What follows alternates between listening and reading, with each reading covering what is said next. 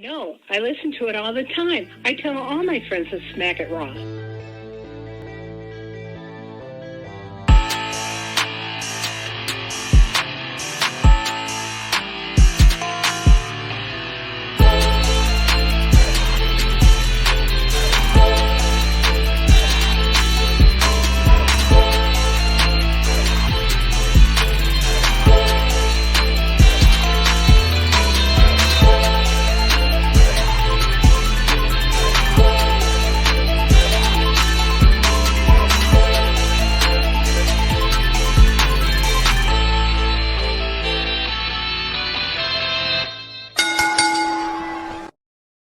Following podcast contains mature content. The views and opinions expressed by the host are not necessarily those of the host. Listener discretion is advised. Welcome to the number one wrestling podcast on Pornhub, the Smackin' Raw podcast, where women's performances are both ranked by the PWI and AVN. I am your host, the patron saint of podcasting, the Warden Matt Ritter, and I am here with my co-hosts this evening who are all groaning and shrugging. First and foremost, from Salem, Massachusetts, because she refused to take the day off. She is the hardest working woman in podcasting today. She's the host of the She Leads Showcase, Inside the Mind of, In the Crowd, Miss Katie Kinsey Bay. What up? It's super scuffed, so sorry if I'm in and out. That's all right. We're just happy you're here. And my co-host, host of the Straight Talk podcast, the Sultan of Spitter Swallow, Daddy Delgado, and my friend Vince. That is here, Matt. That is here. Yes, he is. And today, specifically, to talk about the PWI Women's 150, despite what I tweeted out. So you can ignore that. We have Kristen Ashley. Hello. Thanks for having me. And the first gentleman of the Kristen Ashley show, Mr. Warren Hayes. That is hello. And yes, thank you very much for having us both again. It's always a pleasure to be here. Always a pleasure. Absolutely. I'm glad we got you guys both here. We were actually going to have Kristen on a couple weeks ago. You got sick, and this actually worked out better because now you can talk to us about the PWI Women's 150, which dropped yesterday. Yes. And I have mind you, I was not on the committee. I am not in any way, shape, or form associated with the PWI Women's 150, PWI in any way, shape, or form. So all of my comments towards the trolls are of my own and do not reflect anyone associated with it. That'll come later. Tell us a little bit about how all of this went down, because I know somebody that we've had on frequently, Queen PR, was added to the committee this year, which was really cool. Tell us about the process, because I know there's a lot of debate about, the time frame and the promotions and who got accepted and who didn't, and there should have been more of this, or why was this person here? So the floor is yours. Yeah, I mean, like the ranking, like the process for the ranking and like the actual meetings. Yeah.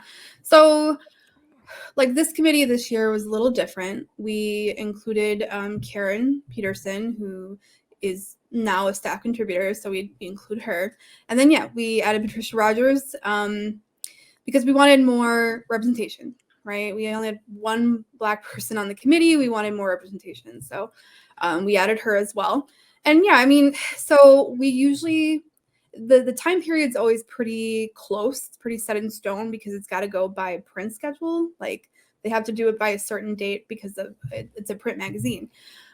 This year it was a little bit less than a year, like 2 weeks less than a year, just to make it to the printers, right? And then so we all somehow this year we didn't all get into the meeting, but we all somehow schedule a meeting.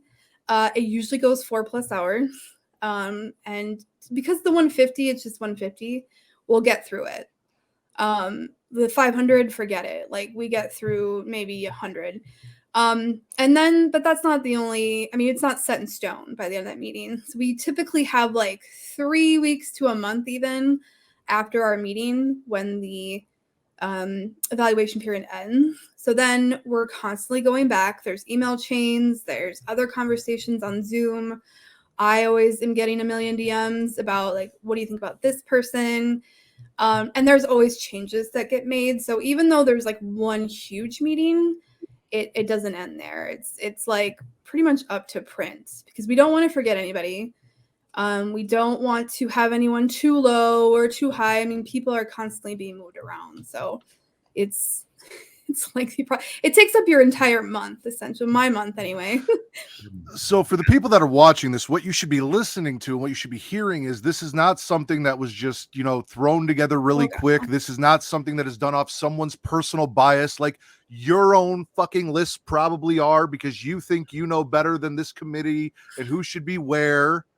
That's not how this is done. And also in the print edition, there are the accolades of each woman and why they were ranked where they were, the matches that they competed in, the titles that they won, the things that they did to be ranked where they are ranked. And I'm sure the number 1 and number 2 spot was hotly contested. I'm not going to butcher her name, but I know Bianca Belair was number 2 and Shuri.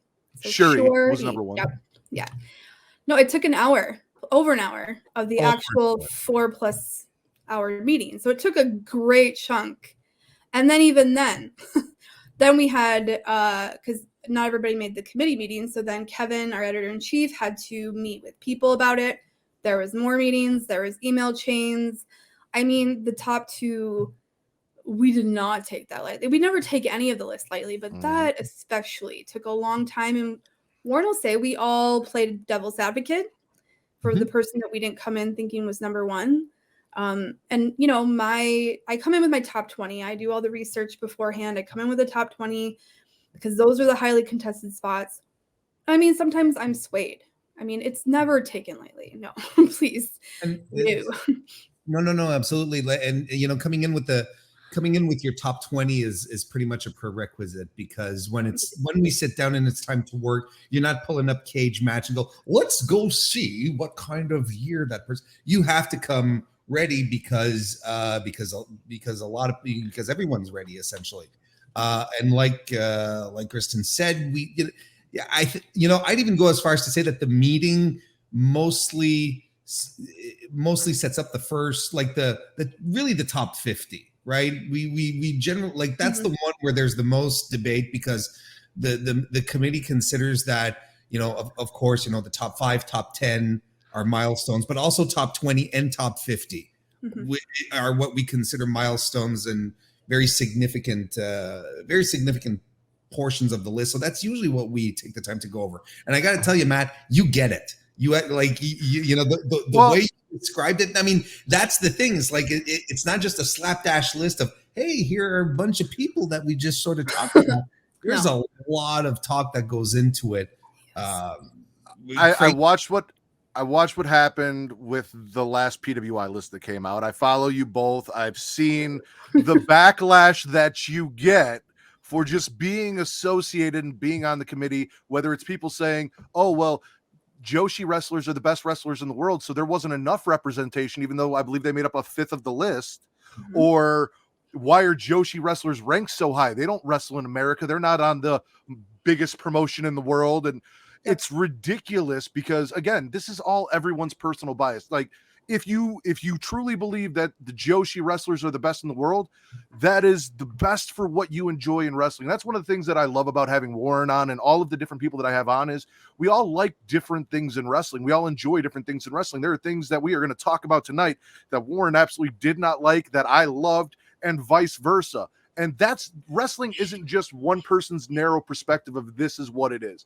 And the fact that people need to understand, what the evaluation period is and what things fall into that evaluation period. Because I'm sure Charlotte or Sasha, who made the list, who have had a lot of time off recently, everyone's like, well, they haven't been around. Well, no, they haven't been around recently, but what did they do during that time period? And that's what I want everyone to understand as they're reading this is, it is not one person making this decision. It is a group of people sitting down and debating this list very thoroughly.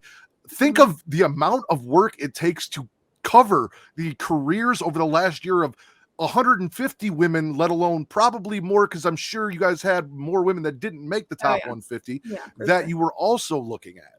Yeah. Like, it's not an easy thing to do. It was, as you said, it was not taken lightly, and I respect the hell out of you guys for it. And I think the list is fantastic. I personally would have put Mandy Rose higher, but I am, a biased Mandy Rose fan who doesn't think she is improving, but has improved and beat the final boss, Mako Satomura. So, but other than, like, the list is great. You guys did a great job. Thank you. And I hope you don't let all of these people who can go fuck themselves, who are hating on you guys for the list or complaining. Like, if honestly, in my opinion, if you don't like the list, make your own list. Like, that's kind of how things work. If you're not happy with it, instead of bitching about it, go make your own and say, hey, this is what I did. And then let people bitch at you for your list because they don't agree with you. Right. Or in this issue, PWI, they have fan awards, end of the year fan awards. There's a ballot. And I'll tell you, not even a smallest fraction of the people who come at us actually votes. So vote, because that's There where you it go. counts. You know, Yeah. you want a voice, there you go. Was there anyone either of you wanted on the list that either didn't make the list or you wanted to see a little higher, but you know, you got outvoted for? For me, Jenny, from NXT UK. The thing with NXT UK, I mean, they made it most of the period.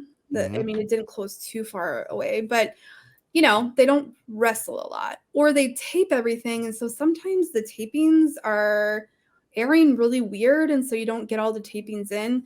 But you know, Ginny is, I mean, she's a legend over in UK, and we did have to cut off quite a bit of UK people because they were still not wrestling a lot, especially if they were in NXT UK. So I will say she was. And then we had to bump because, you know, we find out about other people or, you know, keeping up in that month, basically. For me, Masha Slamovich was a top 10. She laughs.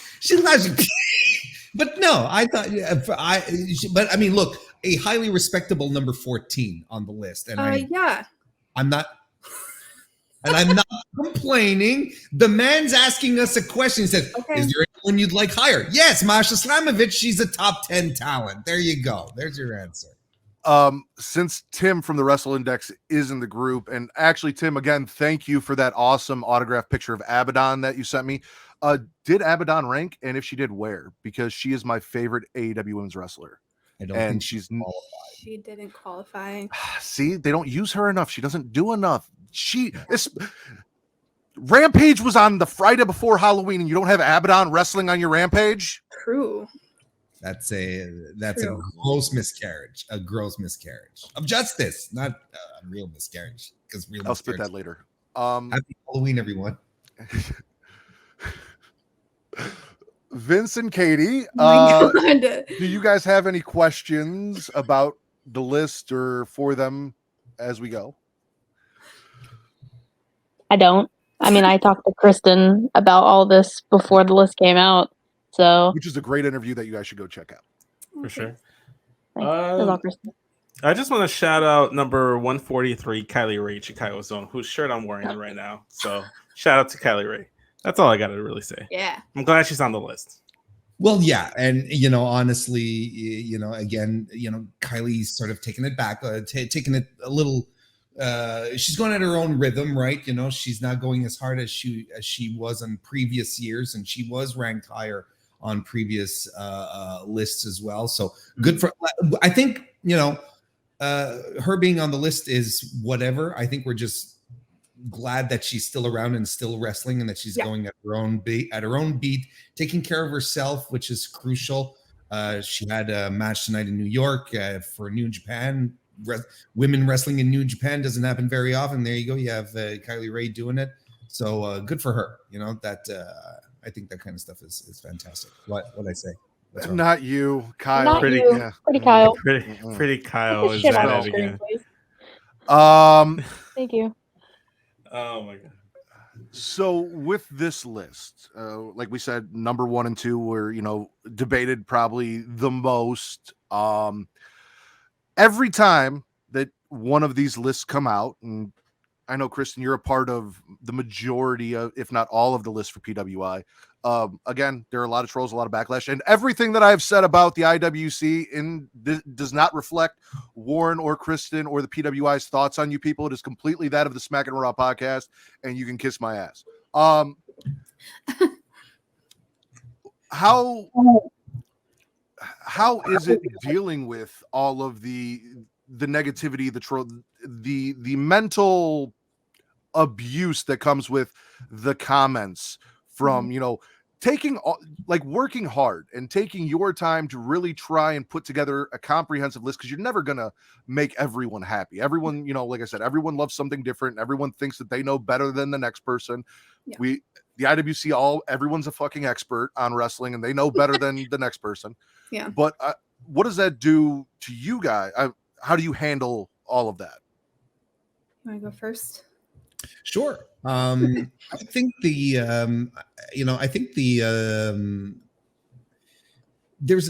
thing is that there is a lot of very, very good comments, and there were a lot of extremely happy people, especially from the Joshi side of the fandom, right?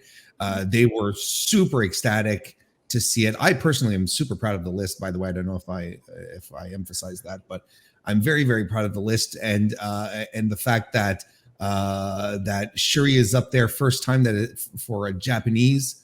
Well, no, I think Asuka was number one. I think 1 year, but I think like for Joshi. a starting talent, for talent in a Joshi promotion at the time. There you go. She's the first time that it's a non WWE like in 8 years, something like that. Since 2013.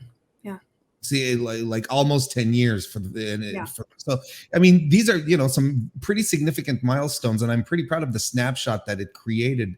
I find of the status of women's wrestling right now, and so it does make a lot of people happy. The people who are unhappy are demanding answers, right? They're like, they want to understand, like, why did you do this?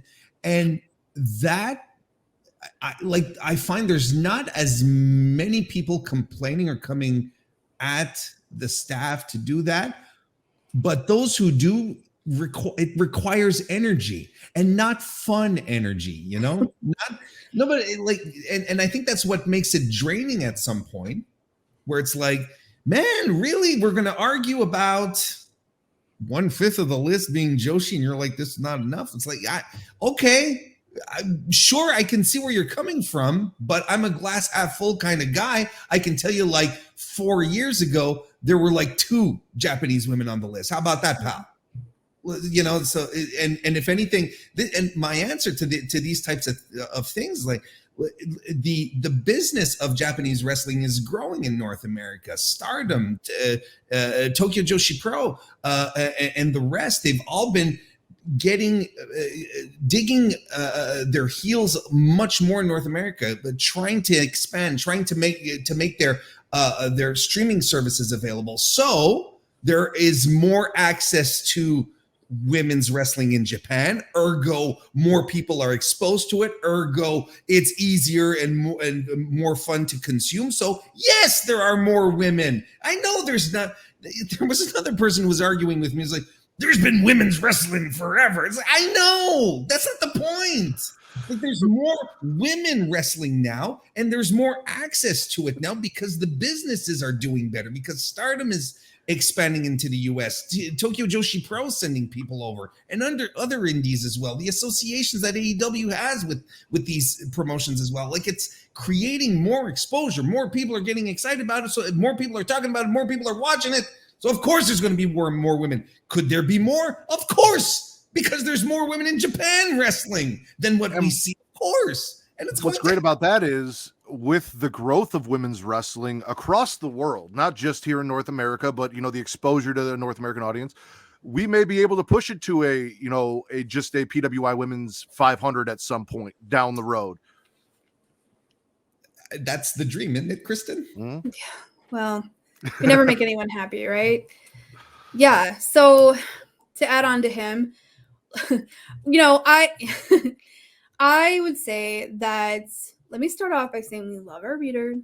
Okay. I don't want to piss anyone off where they're like, they don't appreciate the readers, because then my boss will not be happy. But there is a difference between readers who do want to understand.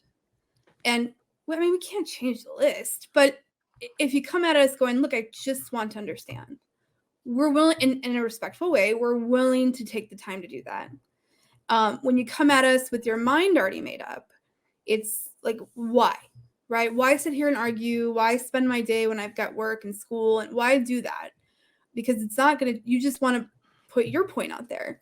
And I will say fandom is a good thing. There's no wrestling without fandom. So if I see somebody who's respectfully coming into my comments and going, where's Nyla Rose? I'm going to give that person an answer because they really like Nyla Rose. And without loud fans, we don't have wrestling. So good. I'm glad people are energized by it.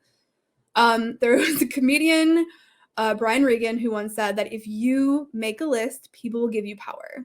And that's true. I mean, we take this list very seriously because it's a 30-odd-year-old historic list. And it, in a lot of ways, it shows wrestling to people maybe that they weren't aware of. I learn about new wrestlers all the time on the 500. But people give us a lot of power, and I wouldn't consider myself an expert in anything. I'll tell you right out. I know a lot of wrestling. I know a lot of women's wrestling. I'm not an expert. We are a committee of 8 people who have good work, but we are a committee of 8 people, 7, 8 people, whatever it was this year. And we try to be objective as we can, but no, you're never going to agree with every single position. And that's okay as long as you're not a dick about it. Me, I put out tweets if I suspect that something's going to draw some ire or some bad attention. I will mute it right away. I have great filters. If you're not following me, if I'm not following you, I don't see your comment. And I know if I see comments and I never got the notifications, don't go looking because they're probably not great. I also, like, especially with the 500, I mean, look, with the 500, my presence there is for the women on the list. I do help rank the men, but that's not my primary, duty there, right? But so I got to kind of ignore a little bit the Mox hate. Like, I didn't have to deal with that, and I was like, that was not my goal, right? I was not there for that. With the women's, it's a little different.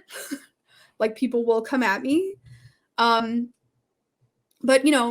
at the end of the day, my goal is to highlight good women's wrestlers and to do right by them.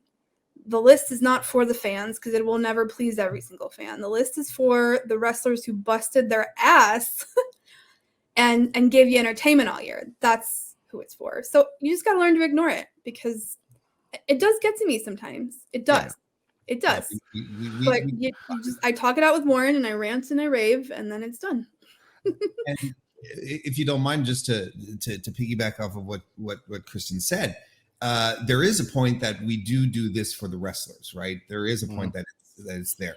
Now, we can make as much fun as we want about it. We can all have a good laugh at Jonathan Gresham using his PWI position to try to argue with Tony Khan that he's valuable, right? And everyone goes, oh, what a mark, sure, okay, and I would absolutely agree that it probably doesn't have that much value for a promoter as to who I'm hiring or not, right? Like, these are all things I can get behind.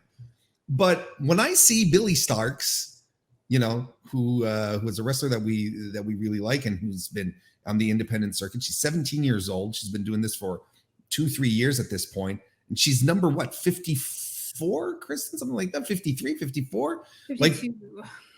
52. A significant jump from last year. And she tweets it out. Her dad tweets it out. And so I'm so proud. Like, that's ultimately why you do it. You have Lainey Luck based out of Chicago, right? She retweets it. She has a laugh about it because I wrote her blurb and I said that I talked about her pastels and we had a laugh about it. Like, that's significant for them. The weird thing is that as fans, we're going to poo-poo this list and we're going to, whatever it is for whatever reason, but wrestlers, their business is to thrive off of the reaction of fans. So if they are charting, if they are getting attention, then for them, it's the same type of validation they get from a live crowd. They're like, okay, people are noticing what I'm doing. They're taking charge. Look, there's a wrestler that we really like named Riley Shepard. She's been at this for a few years as well. Never charted. She charted in the towards the end of the list. She works out of the Northeast, promotions like Beyond Wrestling, and she was super happy. She was like, "What?" Like, she was completely speechless. She was in DMs with Kristen, chit chatting, and it's like, this is significant for these people. on the independent. Of course, if you're, you're Charlotte Flair, probably doesn't matter all that much, right? Because you're good. But if you're on the indie circuit and you're busting your ass and you're working as hard as you can, well, you go. And Shuri just splurged with love. She was very, very happy. She was going around Twitter liking people's awesome tweets about her, retweeting stuff. She appreciated the gesture. She really, really liked it. So, ultimately, I thought, some Mandy Rose should have been higher, which is fair. That I'm not trying to poke fun of you, Matt. Not yet in the show. We're gonna wait for later. But there we go. I figured out the camera. but we can clench our fists and get really, really heated. But ultimately, we've got wrestlers out there working hard who see their position on the list, and it gives them a sense of pride, and that matters. That really does. And that's why I wanted to ask you guys that question, because from this conversation, a few things that I want anyone that's listening who has checked out the list, and if you haven't, go check out the list. And as we kind of talked about, all of the accolades are there to let you know why the women rank the way they are. The articles are there, blurbs are there letting you know how they ranked. But if you're curious, go look at some of these women's matches and see. If you're not familiar with them, that is a big plus to something like this, is where it's like, oh, well, who is Shuri? Why is she number one? Well, you can go look. If it really bothers you that much, if you really want to know, you now have the ability, who she is. You can Google her, you can YouTube her, you can do all this stuff. But more importantly, I want everyone to realize that there are people that are working hard to make this list, that understand that they're not going to satisfy everyone, but they really do take this seriously. I have to believe that the joy that comes from what you guys get from the wrestlers who are excited to be on there outweighs all of the negativity of all of the people who think they know better than you and could have done a better job, which they couldn't because they don't know their ass from a hole in the ground. Neither here nor there. However, there are people behind that list who worked very hard on that list. So as you're spewing your vitriol and hate, remember that there are people who did put a lot of time and thought and effort into this, that you can go do your own research if it's that important to you. I know Warren's going to give me a look for that. Neither here nor there. To see why these women are ranked where they are, or you can read the article and see why they got ranked. And again, as Kristen said, if you feel like the woman that you think should have been ranked higher didn't get ranked high enough, you have a voice. You can yourself submit your thoughts to PWI. There are fan awards. You can submit and let them know, hey, this person, I think this person's really great. They should be higher. I want to see more of this person. Like, you have a voice, so use it somewhere productive, not fucking Twitter or Instagram or wherever. Somewhere productive. I will say too that I don't want people to get the idea. I mean, it's not coming across that way, but I don't want people to get the idea that we are ranking our favorites. Like, everyone who makes the list for a reason. Like, they deserve to be on the list. So yes, we were super excited for Riley Shepard, but she did the work, right? She put in the work. And yes, it took a long time to make the list, but we also expect people to not agree with the list, because that is it's not like we don't, take the vote from every single fan. Like, it's not a mass vote situation. It's 8 people. And we have been wrong before, or we have accidentally left people off before. We're not infallible. Do we do our research? Absolutely. Are we very well read and well watched and well educated in our little sphere of the wrestling world? Absolutely.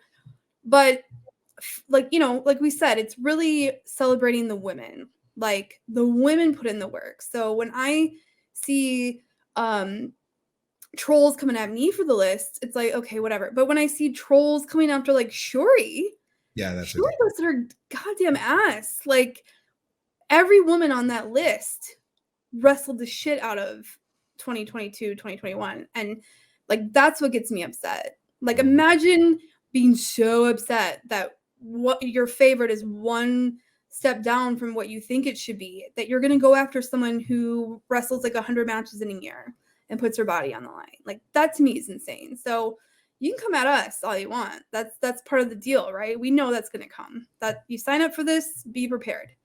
But, don't come after the women. They don't deserve that. I agree. And the PWI Women's 150 is now available. So if you have not seen the list, you guys can go check that out. You can get the physical magazine, and, formulate your own thoughts. Try to be productive in your discourse about it. Hopefully all the people who weren't have already got that out of their system by now. It has been over 24 hours, but we'll see. Before we get into what everyone tuned in for, the dirty part of the show where we spit or swallow the week in wrestling, Creation World is the banner under which the Smackin' Raw podcast exists, and you can find them on Twitter and Instagram at It's Creation World, ITSCREATIA World, as well as creationworld.com or facebook.com/Creation World, and Linktree/Creation World, which will get you links to our YouTube. And if you are watching us on YouTube, thank you. Please like and subscribe. We would appreciate it. We'll also get you the link to our Twitch if you're watching there. You guys have a free, if you have Amazon Prime, you have a free subscription through Amazon Prime. So don't let Amazon keep that money. Throw it our way or throw it one of your favorite Twitch streamers' ways. However you want to do it, we would appreciate it. We do have some very special emotes that Vince and I made, one of me specifically. So I promise you, Swerve, don't do it. I have no idea what that was. God? I'm just kidding. Vince, did you do that? Warren, did you do that? Wasn't me. What do you mean? That was really weird. Okay. It's Okay. Salem. It's Halloween. Yeah. Salem It was the No, It was a ghost. it wasn't from me. Salem. I was muted. Yeah. I was muted. It was Yeah, not I me. was No, no. muted. No, I was no. trying to. Ghosts That don't was- need microphones. That's true. We also have a Patreon and a Teespring, and since we were talking about the women's 150 from PWI, if you are a supporter of women in general, we do have these awesome T-shirts available for you. It is the Pro Wrestling Pro Choice T-shirts with all of the proceeds for these shirts, which was created by Jizzy of the Deadass Girls. The logo was from our podcast, is being donated to Women's Reproductive Rights Assistance Project. Katie also has that shirt available on her Teespring, and her proceeds are being donated to Planned Parenthood. So if you want to support women's rights to choose, as well as women's rights to exist on a list of performance through wrestling and all of those other things, please, 100% of that gets donated. So please go support that and get yourself an awesome shirt. Did I forget anything, Vince? Are you there? Yeah, You're I'm there. muted. Oh, okay. No, I'm there. I'm All just right. replying to Jesus. So, Kristen, would you feel more comfortable if we made you last in the circle, or Yes, you? Okay, I'm tired and I don't save understand. it. Like, you explained Okay. it, and I'm like, So, yes, make me last so I can. All right. So we'll just jump right in. Katie, spit or swallow. I'm swallowing everything. Rhea Ripley. It's a theme every week, right? Blank It's- period. I mean, I don't know why. I don't really think I have to explain it. She body slammed Luke Gallows. So Yeah. strongest woman I've ever seen. I wish she would do it to me. It's all that matters. That is why you are the Sultan of Step on Me. So I'm spitting the Sexecutioners as a vehicle to get Dominic over.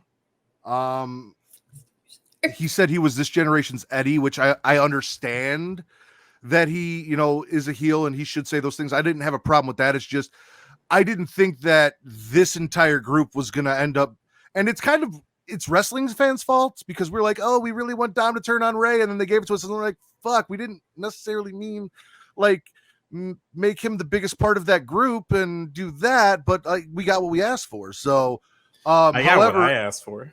Yeah, I know you. Well, yeah, Ray being a bad dad. I know you're very happy about that. He got his ass whooped on SmackDown for that as well. But like everything Rhea and the OC, where like she kicked Carl Anderson in the nuts, she body slammed Gallows, and Gallows is all like, "Don't worry, I think she's into me. I got this." And he comes back and got kicked in the nuts. That whole thing, big swallow. Loved it. Yeah. Executioner. But Yes, that's what I call them. I'm completely behind the theory that the Judgment Day is a vehicle to get Rhea Ripley over. Like I'm 100% on board with that. She's the only one who truly shines in the whole thing. She's really amazing. I'm not surprised, mind you, but it's fantastic. I don't think she needs them. No, she She doesn't. doesn't need them. They're dragging her back. Break free, Rhea. I mean, maybe that's the plan. Is she turns on Dominic, beats him down, becomes a baby face, dyes her hair back blonde, maybe. You know, because you can't have black hair and dark makeup and be a good guy. That's not how wrestling works. well, Cora Jade tried it and it didn't work. So there's that. Well, since we're talking about it, like one of my swallows is actually Dominic's continued heat from the crowd. Like the crowd consistently boos the crap out of that man out of the building. And I like the line of he's this modern day Eddie Guerrero. And it's like, oh, actually, no, Eddie Guerrero was his generation's Dominic Mysterio. I don't know. I like Dominic in Judgment Day. I like Judgment Day. I shouldn't like Judgment Day. That's the thing with me is I like the shit that I shouldn't like. Would you say he's getting Latino heat from the crowd? There it is. There. There. Why they pay him the big bucks? You assume we get paid big bucks. We get young bucks. There you go. Not here, we don't. Also, I want to refrain because it would be a very long discussion, if we can, from any CM Punk, Kenny Omega, Young Bucks specific backstage discourse. Because and what Ace Steel. I know where some people fall on this. I know where I fall on this, and I don't want it to take up like a huge chunk of the show debating who was right, who was wrong, who said they protected a dog and didn't. Whatever may come or go from this. So, but Vince, spit or swallow. I'm gonna swallow. You know what? I'm gonna start with SmackDown, and I'm gonna swallow the return of Emma because I was not on wrestling Twitter. I was not listening to the dirt sheets, so I was not aware that she was actually scheduled to return tonight and challenge Ronda Rousey for the SmackDown Women's title.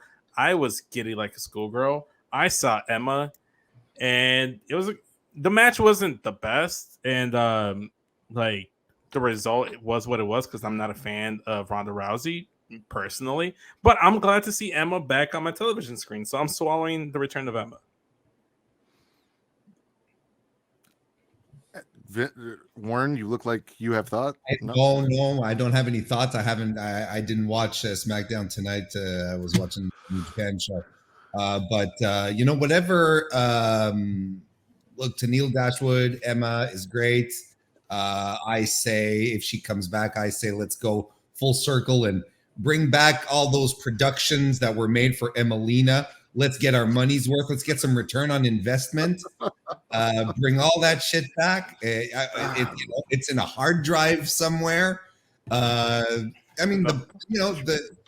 time has already been put in on it. Let's just go. Let's use it. That's actually what this week's QR code was the Emelina like vignettes like when you scanned it. That is not true. That is not true. I was also happy to see Emma. I also kind of like, so what they did after the fact was after Ronda got her win, Shayna came up and congratulated Ronda, and they were a little buddy, and Natty came up and injected herself where she didn't belong, as Natty tends to do, and she's like, if I was out there, then blah, blah, blah, blah, and then Shayna choked out Natty, and now they've kind of got like this little Mean Girls gang going on where they're just like MMA girls who are just going to choke you and hit you and punch you. And I'm hoping this is a upswing for Shayna because she hasn't been on one since that Elimination Chamber match, like at all. So I'm hoping we're getting back to that Shayna that we all remember and love from NXT.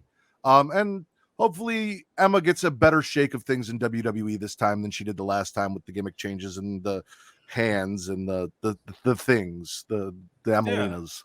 Yeah.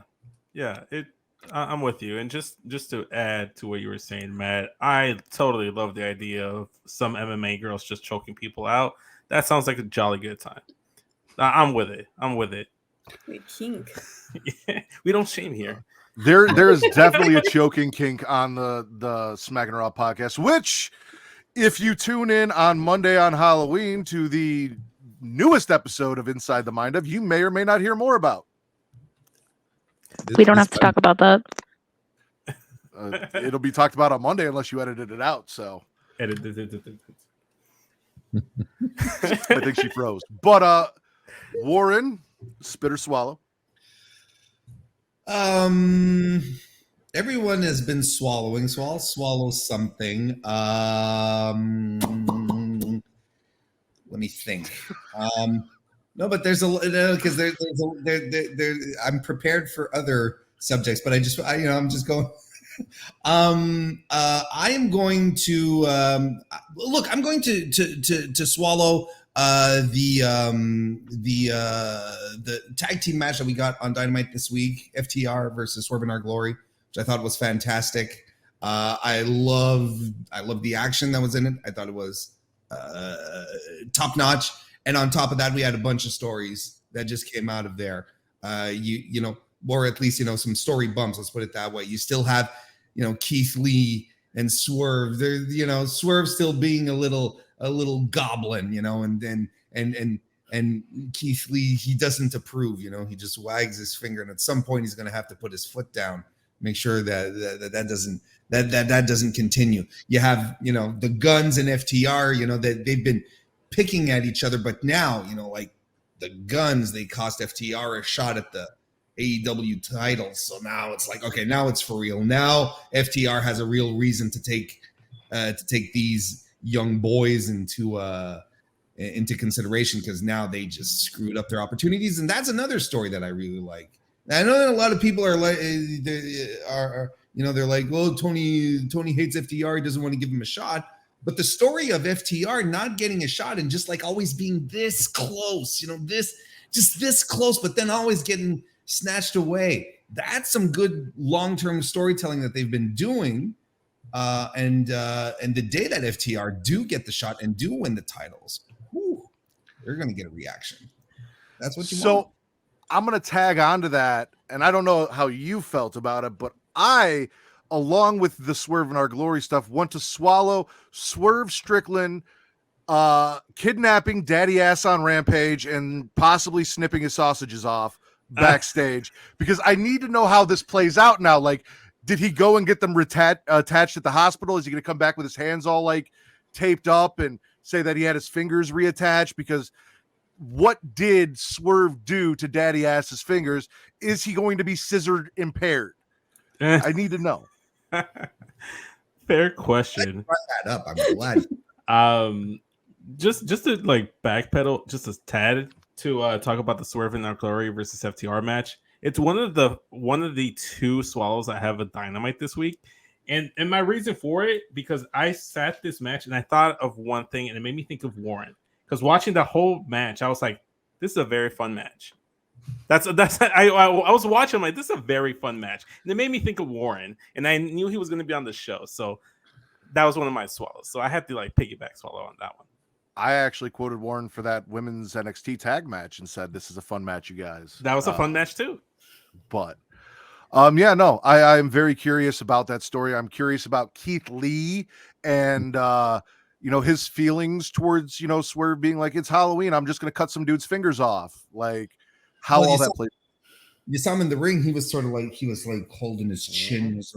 You know, he's got a bit of a crisis of conscience. You know, he's been champions with the guy. They're friends. Now they're number one contenders again. And so it's like, oh man, you know, man. So of course this is going to explode at some point. But see, listen. That's the people who tell me that AEW doesn't do stories. You know, this one's been going on for months at this point, and I don't know why I'm using this voice necessarily to talk. But hey, you know. If Vince kidnaps somebody, cut their fingers off, just because we've done podcasts together and we've been, I will not have a crisis of conscience. If I know, I'm calling the cops on him. I'm telling them where to find him. I'm saving that poor person. Oh, wow. Kristen, spit or swallow? So I haven't watched a ton this week, but I will say swallow the return of Nikki Cross. That's pretty neat. I mean, it's been over a year. It's been like a year and a half since she became Nikki Ash. And I mean, what the rumor was it was her idea, but it never really stuck. And we all just loved crazy Nikki from NXT.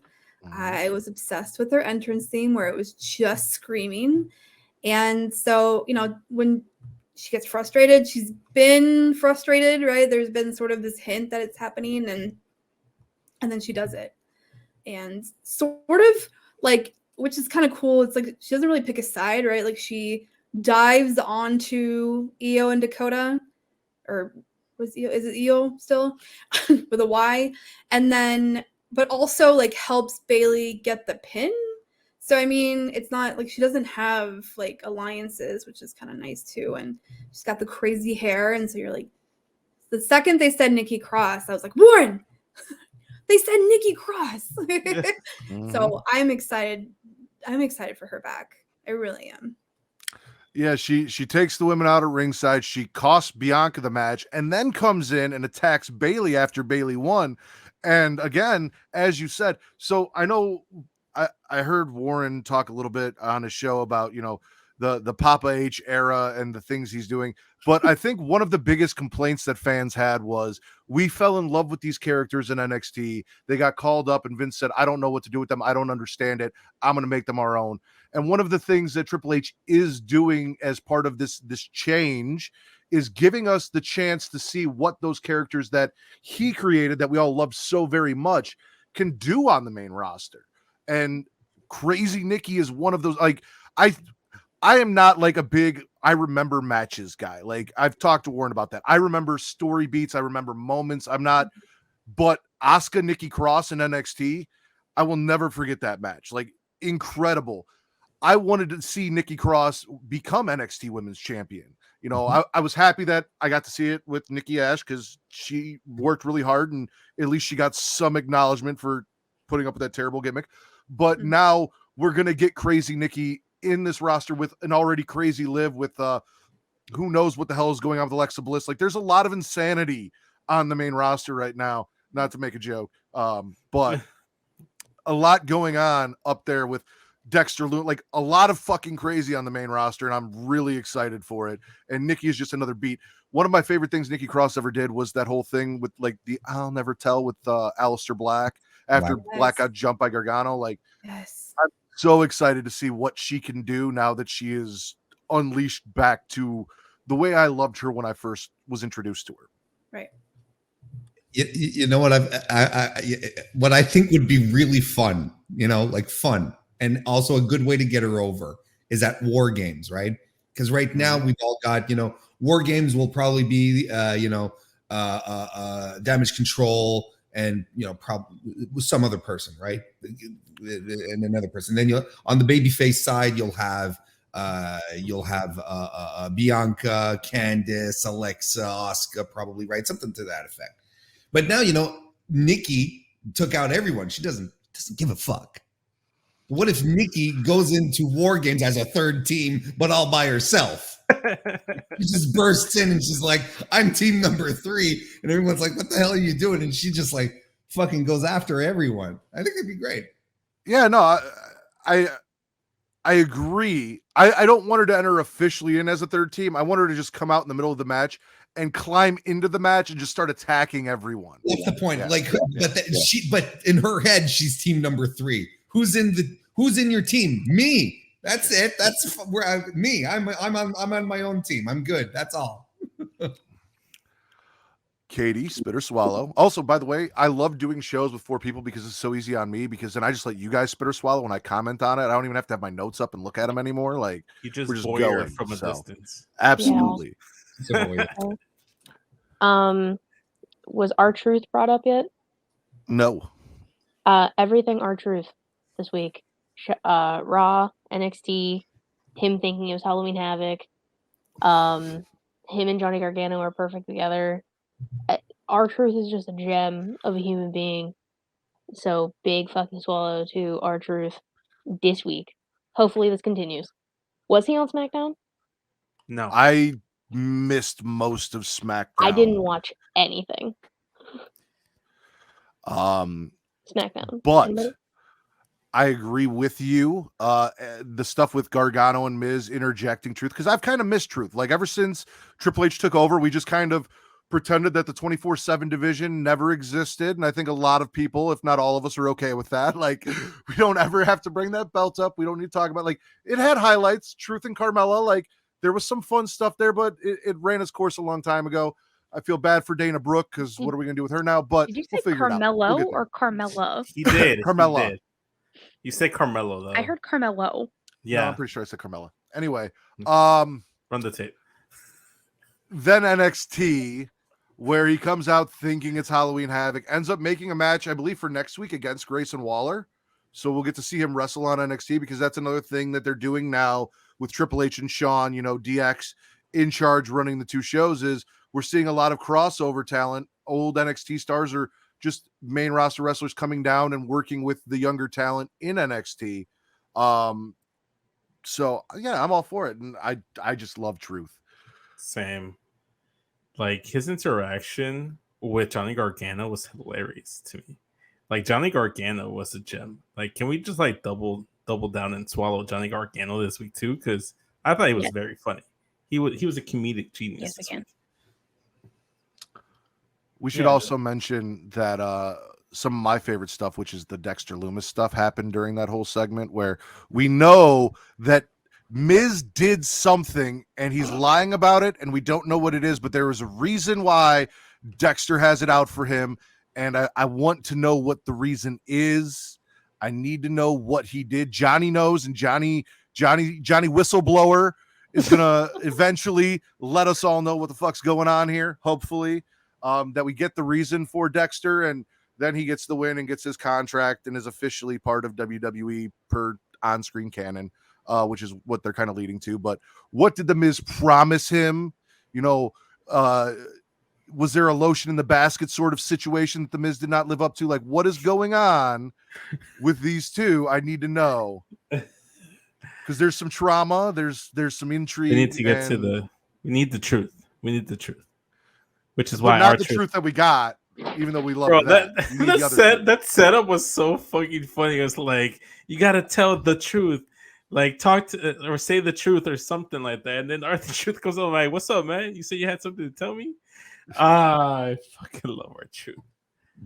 It's the little things in wrestling that brings me joy. Well, while we're talking about what brings you joy, Vince, you want to spit or swallow? Yes. What brings me joy is the fact that Wesley is the new North American champion. He won the championship in the ladder match at Halloween Havoc on Saturday. I unfortunately didn't watch the show, but I did watch NXT. I saw his celebration. I like, again, more R-Truth interactions. I don't like that his first feud or rivalry looks like he might be with Grayson Waller, because I'm not a fan of Grayson Waller, but I'm really happy for Wesley, despite everything, all the trials and tribulations, all the hurdles, all the curses that he's had to overcome to get to that point. So shout out to Wesley. Love me some Wesley. So I'm glad you brought that up, because Kristen, if you're not familiar, there's a narrative that I've created that there is something called the Curse of Riddle, and pretty much everyone that is teamed with my personal Antichrist, Matt Riddle, has had bad things befall them, whether it be Timothy Thatcher no longer having a job, Pete Dunne becoming Butch, MSK and their downfall, Randy Orton breaking his back from carrying their tag team, Rey Mysterio and the downfall of his family, all of these things. Everyone that has Bobby put their Lashley. lot in with Bobby Lashley losing his United States title. Yeah. All of these things are a result of being nice and being friends and teaming with Matt Riddle. Now, I have learned that there is apparently now a correlation between the amount of time you spend with Matt Riddle and how long the curse lasts. Oh, that's awesome. Because Put out that graph. Wesley and Nash only spent a couple weeks with Matt Riddle, and now Wesley has finally kicked the curse, won the North American title, and is now on the other side of the curse of Riddle. So props to Wesley for getting through that. Yes. That's probably I a fully bigger believe that Riddle curses people. See, I feel cursed She just looking at understands. him most days. She knows. She knows the curse is real. No, I'm sure it is. 100%. I feel sick when I look at him, so it must be real, right? I knew I was going to be happy bringing you on this show. Feel Also- little bubbles in my stomach. Yeah. Matt, I'd just like to correct. You said you fabricated this narrative or this theory. You've just enlightened the world and our audience as to for the curse of Riddle, because it's always been a thing. However, we've never been aware of it until now. Mhm. Riddle gave Hunter COVID. Triple H. There you go. There you go. So, yeah, no, I Don't even talk about his wife. He doesn't have a. He's getting divorced. well, I think Seth has said everything that he needs to say about his wife and children and how they feel about him. So, Seth has handled all that, and I believe Seth 100% in every aspect of that. See, if Riddle is my Antichrist, Seth Rollins is my personal Messiah. So, like, Yes.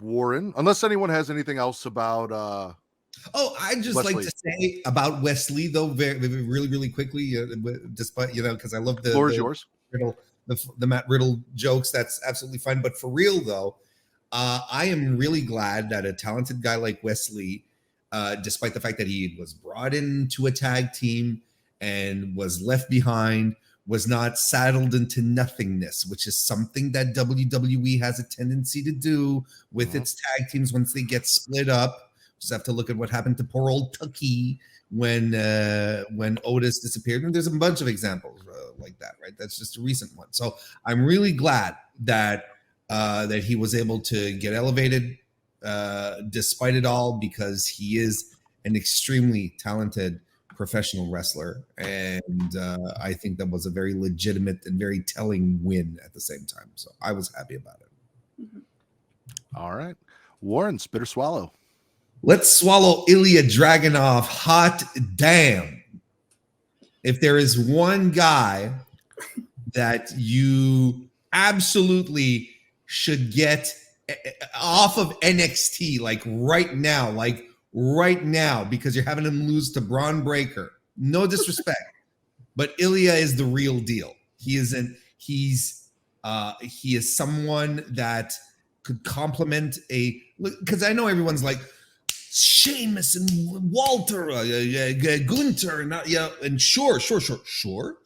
Besides, he's had his wars with Walter. They were 5-star match of the year ordeals that were just a joy to suffer through with them.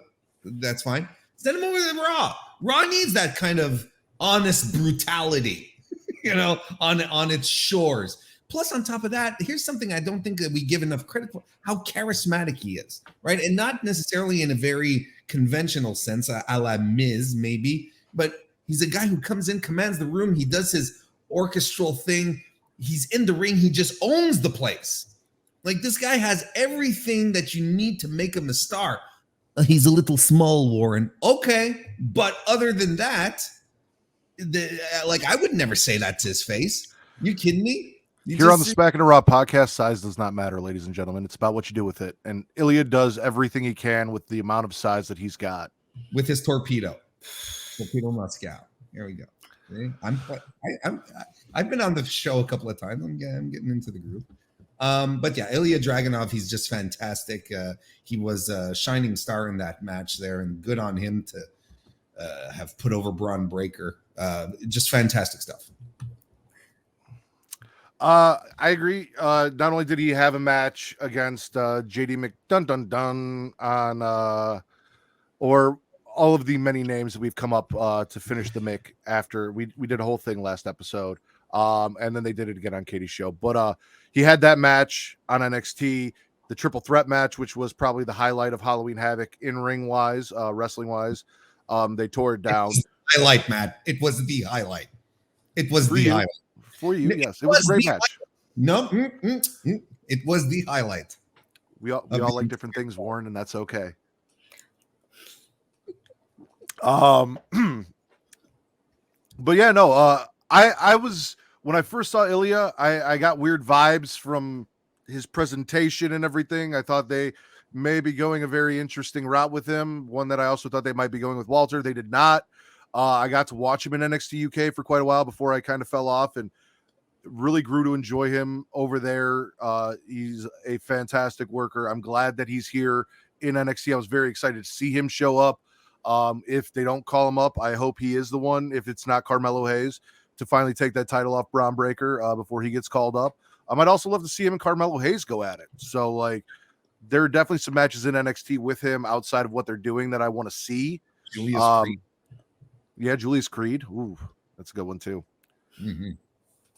So, Kristen, I'm gonna swallow Orange Cassidy as a weather map. He he really killed it with that. Like, it's just the simple things with him, right? Like, obviously he knows the green screen, but just then is like, oh, that's how it's done. And he's literally just the weather map. And I don't know, it just, like you said, right? It's just the little things. And I don't even really know where he was, but the fact that somebody let him on to do the weather report is hilarious. And if I ran a station, he would be doing my weather report daily. Like, I would pay that man everything because it's just so hilarious. It's just so good. It was really good.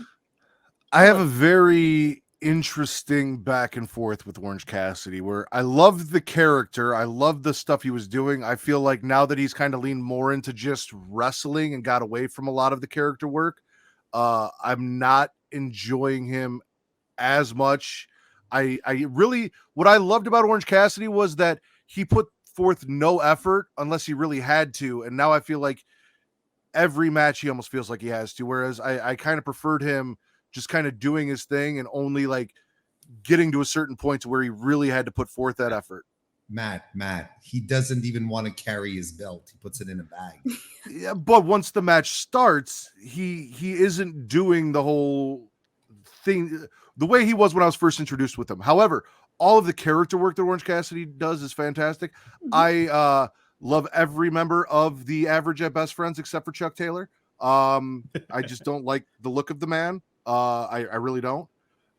It is what it is. There's something about him. He reminds me of Steve Chrisley, and it bugs the shit out of me. What? Wow, not even close. I thought it was just a Chuck Taylor thing that he wasn't wearing Chuck Taylor's as Chuck Taylor. Well, it was that too, but which one is the Chrisley that got indicted, had the show on USA? That one. That's who I meant. Chrisley knows best. Isn't it? Is that Chris? There's a couple Chrisleys out there. Whichever one. He looks like that to me, and it bugs me. Or the dude from what was that show? Not important. Huh? Dukes of Hazzard. Happy Days. Different show. All right. Insatiable. Todd Chrisley is his name. Yes, Todd. There we Chrisley. Go. The one That's who's who he gay? reminds me. Who was married and then okay. I think he was metrosexual. Who knows what he is?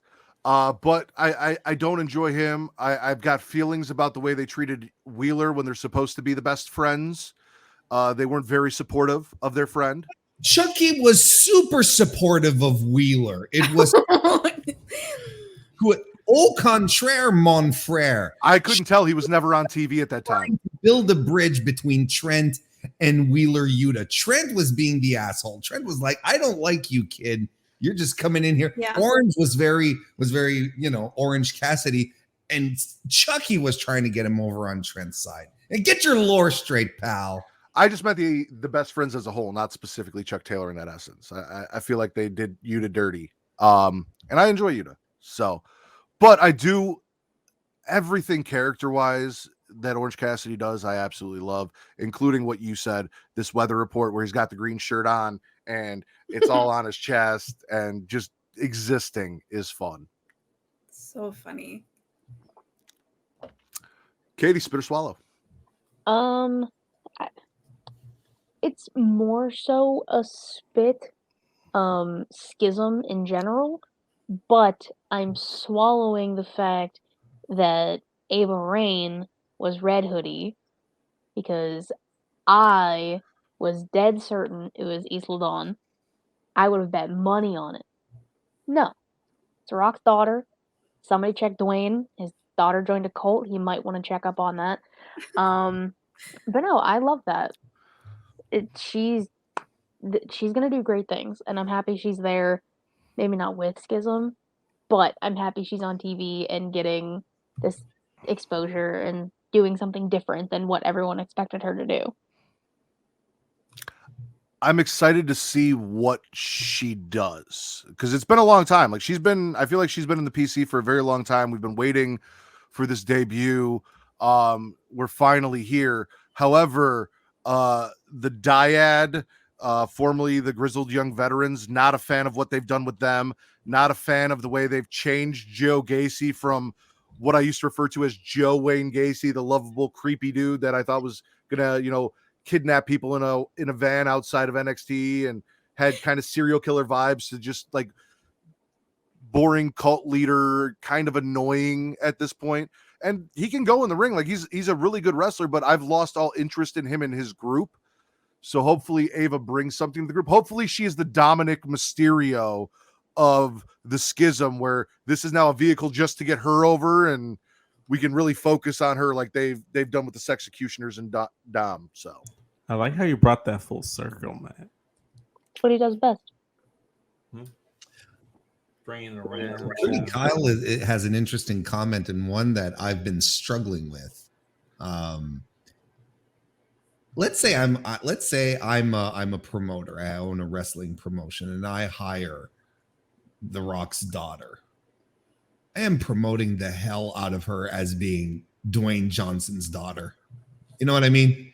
Mm-hmm. Because that's, we keep asking ourselves, how do we get the casuals back into pro wrestling?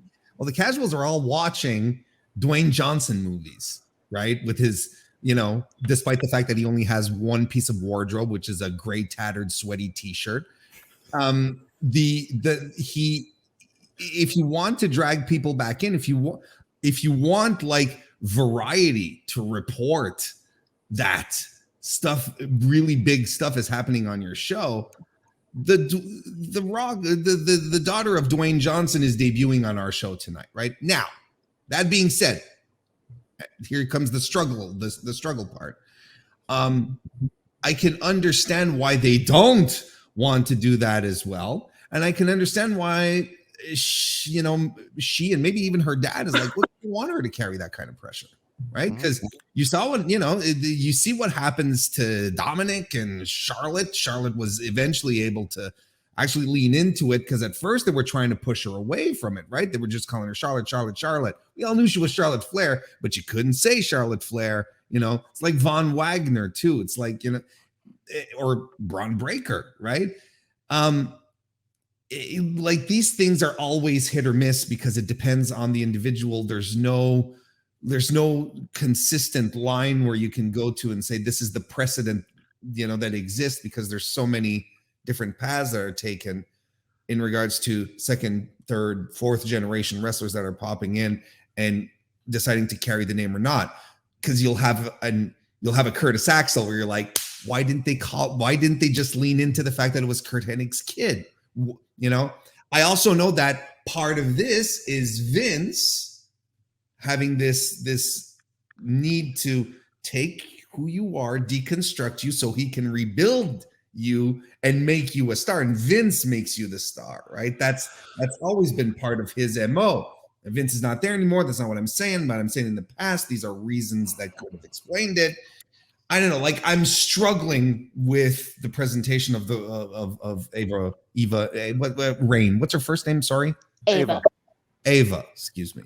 So on that point, I don't necessarily know that would be a Vince thing, because one of the reasons why I'm okay with this is watching Young Rock and hearing The Rock tell the story. He didn't want to be his father's child or the High Chief's grandson. He was Flex Cavana, and he was going to make a name for himself. He did not want to be associated with Rocky Johnson and all of the family.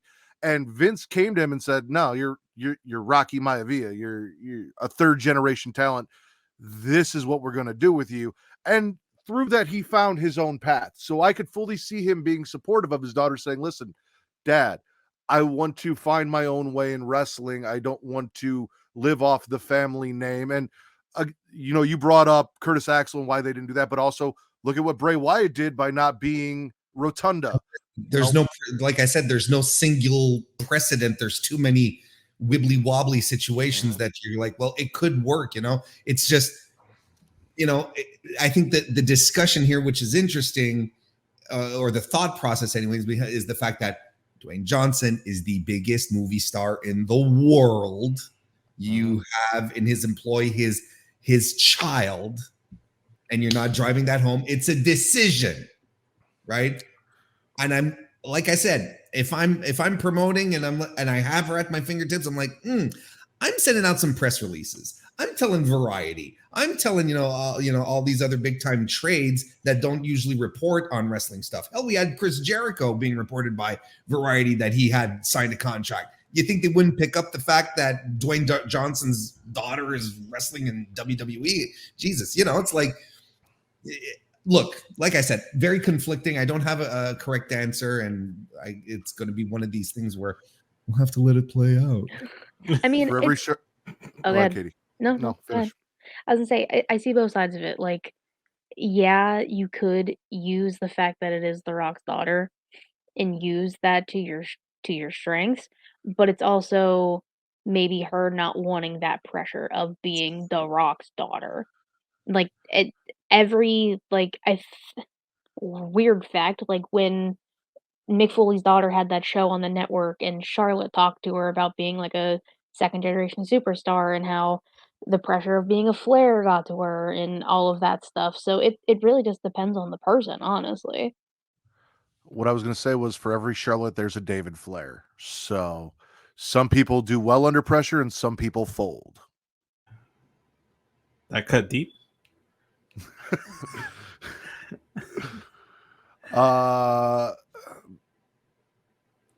I completely lost. That was Katie. Vince. It's Vince's turn. Yes. I'll wrap up all my NXT talk because there's one more thing, but I'm sure it's going to get brought up before I get back to me. I'm going to swallow the Dominik Dijakovic dropping the T-bar stuff and the mask, the little vignette they showed on NXT.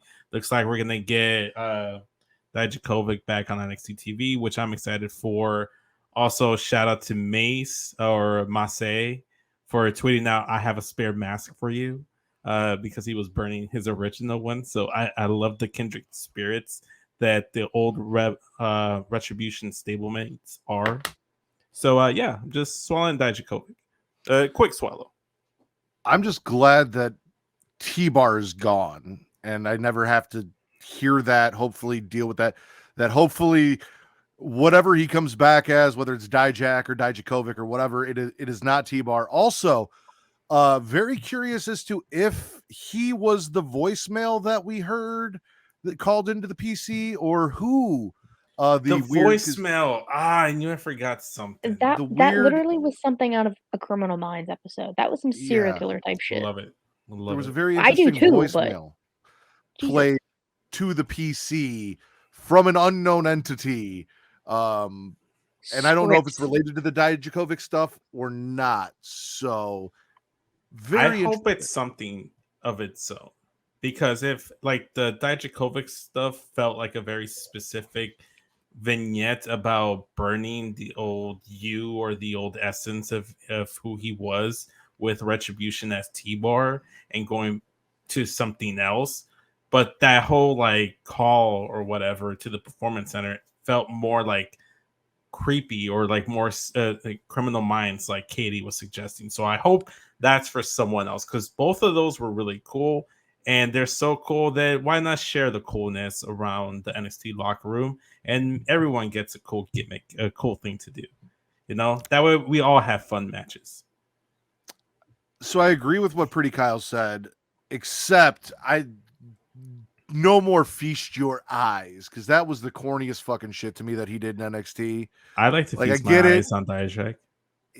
I get it. It didn't work for me. Like everything about Dijak, but the feast your eyes, like it was cheesy as shit. And Can I do it? That and the mask, you can burn all that. No, you cannot feast your eyes. I mean, I can. Would you? No, okay. No, I meant like when Dijakovic finally returns, can I be like, feast my eyes, and then just like stare at him while he's wrestling? I will find a new co-host. I'm right here. That's true. Silly goose. I'm right here. Silly goose. All right, Warren's. Oh, sorry. Go ahead, Vince. No. I was just like still laughing at Kitty saying silly goose. That popped me for some reason. Warren, spit or swallow. I feel like you and I were playing a little game of chicken, you and I tonight, Matt. Like who's gonna do it? Okay, I'm gonna go right ahead. I'm gonna do it. I am going to spit Halloween Havoc 2022. I thought it stunk. That it was a mediocre wrestling show. That there was one extremely good match on it, and everything else was trash or close to trash. I thought, look, I knew it. There we go. Now we're cooking. Our boy, Julius Creed and Damon Kemp had a pretty good match. I thought, considering the fact that we had another close the door on someone match. I thought they did a lot of good with the plunder in the environment that they had. I thought the opening match, my problem is that I personally am spent on ladder matches. If I don't see another ladder match for the next 18 months, I'll be happy, but I know it will not be the case. Everyone's doing ladder matches and building structures and doing shit, and I can't stand it anymore. So, it was a spectacle. It was spots. That's fine. Nathan Frazier is awesome. Wesley won. That's great. Von Wagner yeeted Wesley, but it's nothing that got me compelled. I thought Apollo Crews and Grayson Waller was a match that happened. I thought Roxanne Perez and Cora Jade stunk, and I thought the whole thing with the haunted house at the county ground fairs with Alba Fire somehow having these connections with supernatural carnies who just hang around while Gigi Dolan and JC Jane are like, spooky man, we're holding axe and not moving. Eek! And all of that, I thought complete trash, which led to a nothing match, complete waste of time. I agree with the majority of what you said outside of the haunted house segment, because Warren, listen, sometimes it's Halloween and you just got to enjoy some fun things. And that's all of this was. This was literally just them trying to give a reason to make us think that Gigi Dolan and JC Jane might not be there, that Alba Fire might get a fair shake. This is something that we've seen with Dexter and Carmelo. We've seen with Dexter and Cameron. I enjoyed the entire, it's Halloween. They went through a haunted house. Like, it was what it was. We got to where we got. And I don't think that the Alba Fire Mandy, while yes, it may not have been fun for some people, it was fun for me.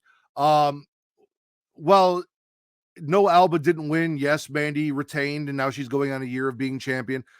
The in-ring work wasn't bad. Again, I think it wasn't bad. I honestly saw more issues with the ladder match in ring and some of the scooting into spots and things like that and being out of place than I saw in that match. You said it yourself. Mandy has a move set that she's refined, and there are certain moves that she does very well. And we need to remember, regardless of how we feel about it, that this is still WWE, and this is a place where a lot of people who have a very specific 3 to 4 moves and do them very well can get very, very over. And there's more than enough precedent in pro wrestling for that. Jonathan Cena, William Goldberg, that's fine. We have all these people all sit out there. Now, Matt, yes. You're a horror fan. You're probably a bigger horror fan than I am. Although I do partake, isn't that right, Kristen? I do enjoy a good horror film.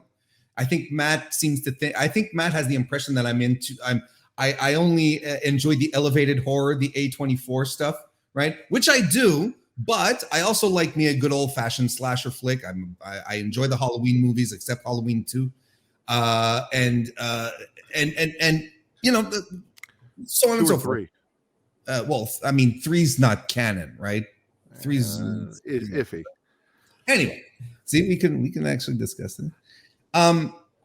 If you want to do the spooks or even the campy spooks, right? If you want to go down the lines of a Killer Clowns from Outer Space, I'm cool with that.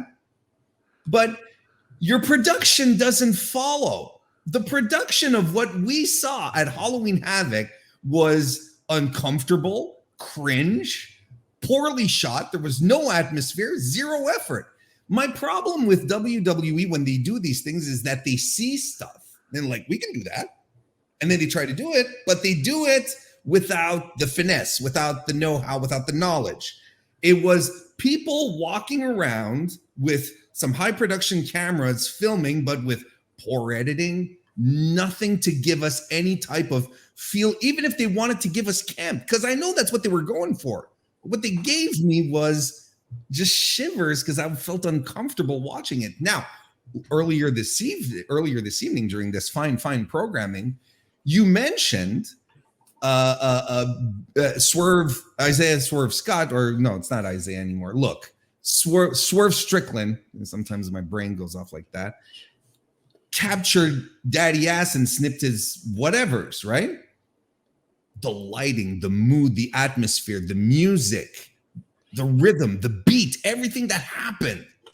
It was so well executed. I bought into that much more than and enjoyed that much more than anything they did with that phony ass haunted house, just because it wasn't produced in a way that made it compelling. If they had done that, that would have been a whole other story. But it was just corny cringe. See, I think where I'm coming from is, as someone who, I mean, this is the level of what I expect from WWE. I don't expect them to do, because this is what we get. Like, this is, as you said, this is how they do things. And I have become accustomed to how they do things. So I am enjoying it for what it is, knowing that it is WWE, because I enjoy the characters in it. I enjoyed the spot with Gigi Dolan getting kicked into the freezer and then pulled in and her legs kicking. And, these things, like, it was just dumb fun for me. And like I said, I looked at it as a way to, okay, now Alba Fire is going to get her one-on-one. They're not going to show up. And then of course they do. It's a surprise. It didn't bother me. Now, I actually feel the opposite of you. Now, the Swerve stuff, the way it was executed, like the recorded stuff that they played was fine, but the way they got to it felt very clunky to me and kind of bothered me, where Tony Schiavone's in the ring. He's like, well, we all know that he had family issues. And they're like, well, what family? Where did Tony get this information that he had family issues that they wouldn't know about? And, he's not here, but now he is here and he's laughing. And he's like, the execution of getting to him on screen felt very clunky and offsetting to me. Whereas his acting and everything he did on screen was fantastic to me, but how they got there really bothered me and felt kind of clunky and cheesy to me. And it took me a little out of it at first until I really focused in on what he was doing. Whereas I just kind of accepted the other thing for what it was, a dumb, fun little haunted house thing. We've been here before. We know what this is, and I'm going to try and enjoy it for what it is. And I did. My final take on this is going to be as follows. And then you can retort on it as well. I expect more from WWE for two reasons. Because for years they've been telling us we do sports entertainment. We don't do just good. So if you're able to do sports entertainment, we do television, we do drama, we do all this great stuff, then you should be able to put your money where your mouth is and do something compelling when it's time. Plus, second point, it's a $1 billion company. If it was a rinky-dink operation that pulls $10,000 a month, I'd be like, all right. But this is $1 billion media conglomerate. No, I expect more. I wasn't going to retort, but I will. This is what they do, though. Like, you've seen See No Evil, like you've seen, this is what they do. WWE is their own version of Trauma. Like, this is the Toxic Avenger. They have their own brand of what they do, and that is what they do. So, but it's not done well. And the thing is that we know they can do it well because Bray Wyatt versus John Cena cinematic match. We know they can do better. Or Undertaker and AJ Styles. It's sure, I'll give you and that. it's Yeah. criticism because criticism always comes from a place of love, and I want them to do better, and because I know they can do better. They have the resources, they have the know-how, they have the talent. There's no reason that this kind of stuff should happen in the first place. That's my point. Maybe I was blinded by toxic attraction. Well, which is sure. Since we're talking about cinematic matches, I just want to give a shout out to the House of Horrors match between Bray Wyatt and Randy Orton, which was one of the best cinematic matches of all time in WWE history. That should be the standard bearer for all the cinematic matches, and then we can do like the match with John Cena and Bray Wyatt at WrestleMania. It goes down from there. I think Cameron and Loomis have that distinct. For haunted house matches in WWE, it would be Cameron and Loomis. Yeah. Cameron and Naomi? Cameron, like from the Funkadactyls? No, Vince. Cameron Grimes. Ah, okay. Yeah. Now that we've got all that out of the way, Kristen, spit or swallow. I'm surprised Warren hasn't done this.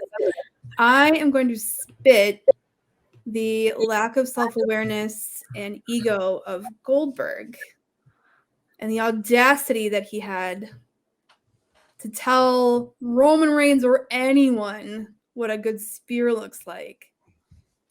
And also to not only claim to be the start of it, which I highly doubt.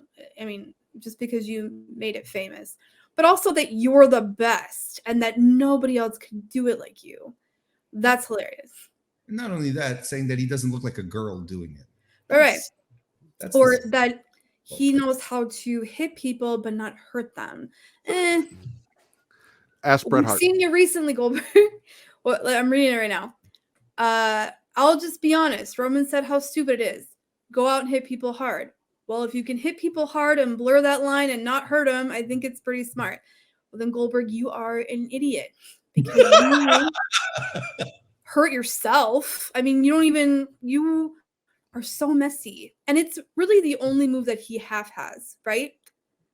I mean, I didn't watch wrestling back then, so I don't know if anything he's actually saying is true. I know he made it famous back then, but he's in here like, yeah, you know, Monday Night Wars comes along and they're doing it because I was doing it, and they're doing it to just, you know, damper my fun and take me out. It's like the ego of this man is insane. Even if that's true, like, why are you talking about this? It's so the lack of self-awareness and the fact that that's Warren's shtick, right? Goldberg, everything. I'm really surprised you didn't bring it up.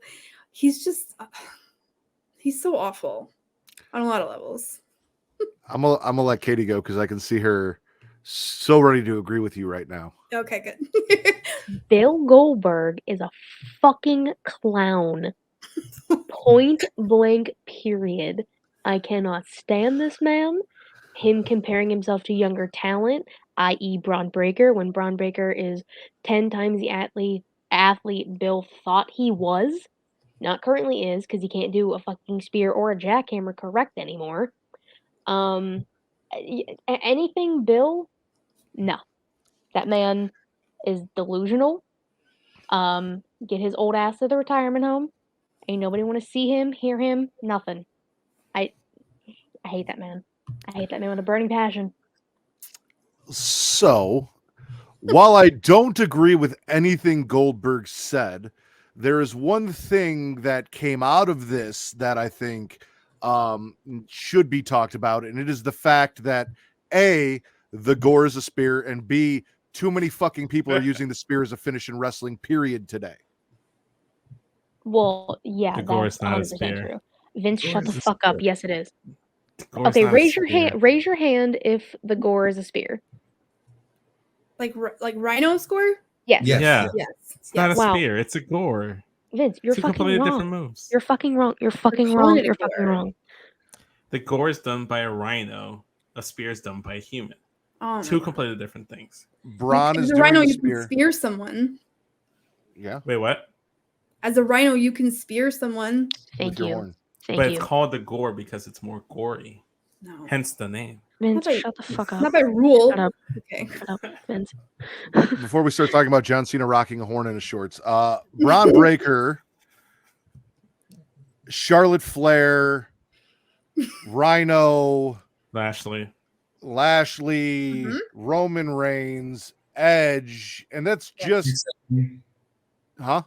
Kyrie Sane. Kyrie Sane. There's- Way too many fucking people doing the spear. Ricky I think Stark. that in honor of Bill Goldberg, we could just retire people doing the spear and come up with some other moves so that maybe we could honor forget about. Goldberg. Hold on, so that we could fucking forget about him and not give him anything to talk about.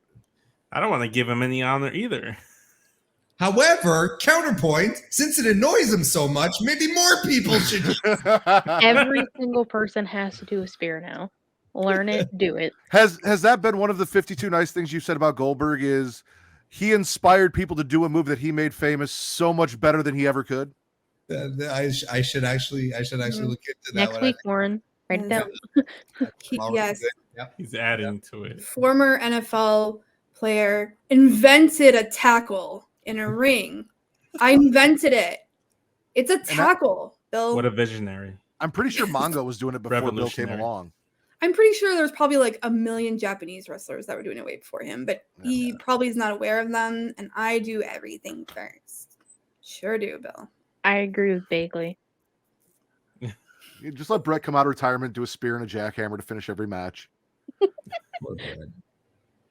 Honestly, Brett should just come out for one match, just ruin Bill Goldberg. Just ruin him. I think Brett Take would him ruin out. himself getting up the ring. So I let's not risk poor Brett's health. No. Like, True. you know that there's probably like his medical condition is probably so severe because you know with the amount of shit he's been talking, you know he'd come out for one match, but it wouldn't be against Goldberg. Hates him too much. No. I agree. Sweet Chin Music or the super kick. Jake was doing the DDT, and now everyone had a DDT, and it was no longer a special move anymore. Unless you're John Moxley, where you can do a double arm DDT and call it two different things, depending on whether or not it's almost a suplex or not. However you want to go about it is how they decide how they call it. Which I agree with you, Warren, and that was actually something I wanted to bring up on the show. And then I heard you talk about it. I was like, oh, I guess I don't even have to ask him because he said the exact same thing on his show. So he's like, what's the fucking difference between the Death Rider and the Paradigm Shift? I just wish we'd call it Death Rider throughout because it rolls off the tongue so much better than Paradigm Shift. Paradigm Shift. Yeah. It's always been a terrible movie. Or Kristen likes to say, let's just call it the Dirty Deeds again. Let's just keep calling it the Dirty I Deeds. like that name. Though I prefer the liked original it. Dirty Deeds where he had him in the headlock and fell forward into like the Yeah, but weird that's LA DDT. Knight's finish now. It is, So, and I'm glad he brought that back. We'll go around a couple more times and then we'll close out the show because I know it's getting late for everybody. So Vince, spit or swallow, or no, Katie, spit or swallow. I was about to say. Wow, disrespectful. I was going into circles. She went, and then I looked up. Sorry. It's fine. It happens when you go in the circle. Shut up. I'm gonna swallow team. What do you call them? Ninja Party, right? Is that what you call them? Disco Ninja Party is what I believe Disco- Down for Count called them, and I borrowed that. Yeah. Team Ninja, Disco Ninja Party, whatever you want to call them. Their match with Fakita and Zoe, I liked. I love everything that they're doing with Team Casey, whatever. They have been busting their asses as champions, and they are probably the team that has deserved it the most for consistently putting on good matches with the people they have been working with. Their finish is fantastic. I love it so much. I like that they brought in the like senior ref to fix that because Fakita and Zoe should not have won. Like definitely not the people to take the titles off Casey or Katana and Caden. So everything about that 10 out of 10. I love me some Katana and Caden. I agree. The match was really, really good. Specifically, Caden and Katana, their tag team work as well. This was probably Takeda Lion's best match in NXT so far, and maybe it was because it was a tag match where she didn't have to do a lot of heavy lifting. Maybe it was her opponents who made her look fantastic. Maybe she's finally settling in and getting her bearings back, because I know she was in WoW for a while and did some things over there. So it's not like she's brand new to this.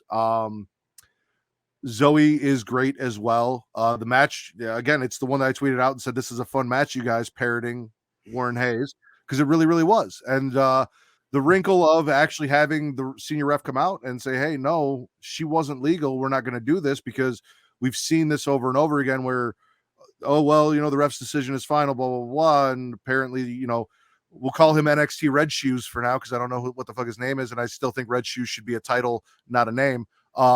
Comes out and overturns shit and says, no, we're going to restart this match and we're going to have a definitive winner. So we got the extension to the match. I enjoyed all of it. Did you watch that match, Warren? No, because I was streaming, but knowing that it's so highly recommended, I will check it out, because I would like to know your thoughts. Usually, sure. Yeah. Can I usually watch people telling me this was really great or this was really terrible, and then I watch. So, and I much prefer to watch things that are really great as opposed to the opposite. I really do. Can I know where the origin of 1-6 Mafia came about? I feel like I'm in the dark. That was from Jesus. I don't have answers for you. That's just what he has been calling them. So you're gonna have to talk to Jesus. Pray tonight after the show. Maybe he'll answer you. There we go. Also want to thank Will for stopping by. He's got to go. Appreciate it. And everyone that's in the chat, Bakley, Tim, Jesus, Allison, who just stopped by. Thank you guys all for joining us. Justin, Kyle, and his thigh. Kyle and his thighs. I pulled my arms out for Kyle because he asked for it. And I'm here to please the viewers. So if more arm from Matt is what you want, more arm from Matt is what you'll get. There you go. Besides, I like showing off my tattoos. So Vince, if the people want to put up a paywall, what are you talking about, buddy? We have a paywall, and that's where they have to go to hear me talk about WCW. If you want to check out Return to Wrestling and hear me cry about Hulk Hogan for years on end, you can do that on Patreon, because I do, and it's awful. And at least it's getting better. Vince, spit or swallow. So if I'm allowed to, I want to just swallow this ginormous load that opened up SmackDown. And it was the Brawling Brutes versus the Bloodline of Sammy Uso and Solo Sikoa. They had a really good match. There was more tension between Jey Uso and Sammy Uso. They cost them the match, where Peter Butch Dunn rolled up Sammy Uso and got that win. They started bickering back and forth. Jimmy got in Jay's face, which was very spicy and interesting. I love me that was a spicy meatball there.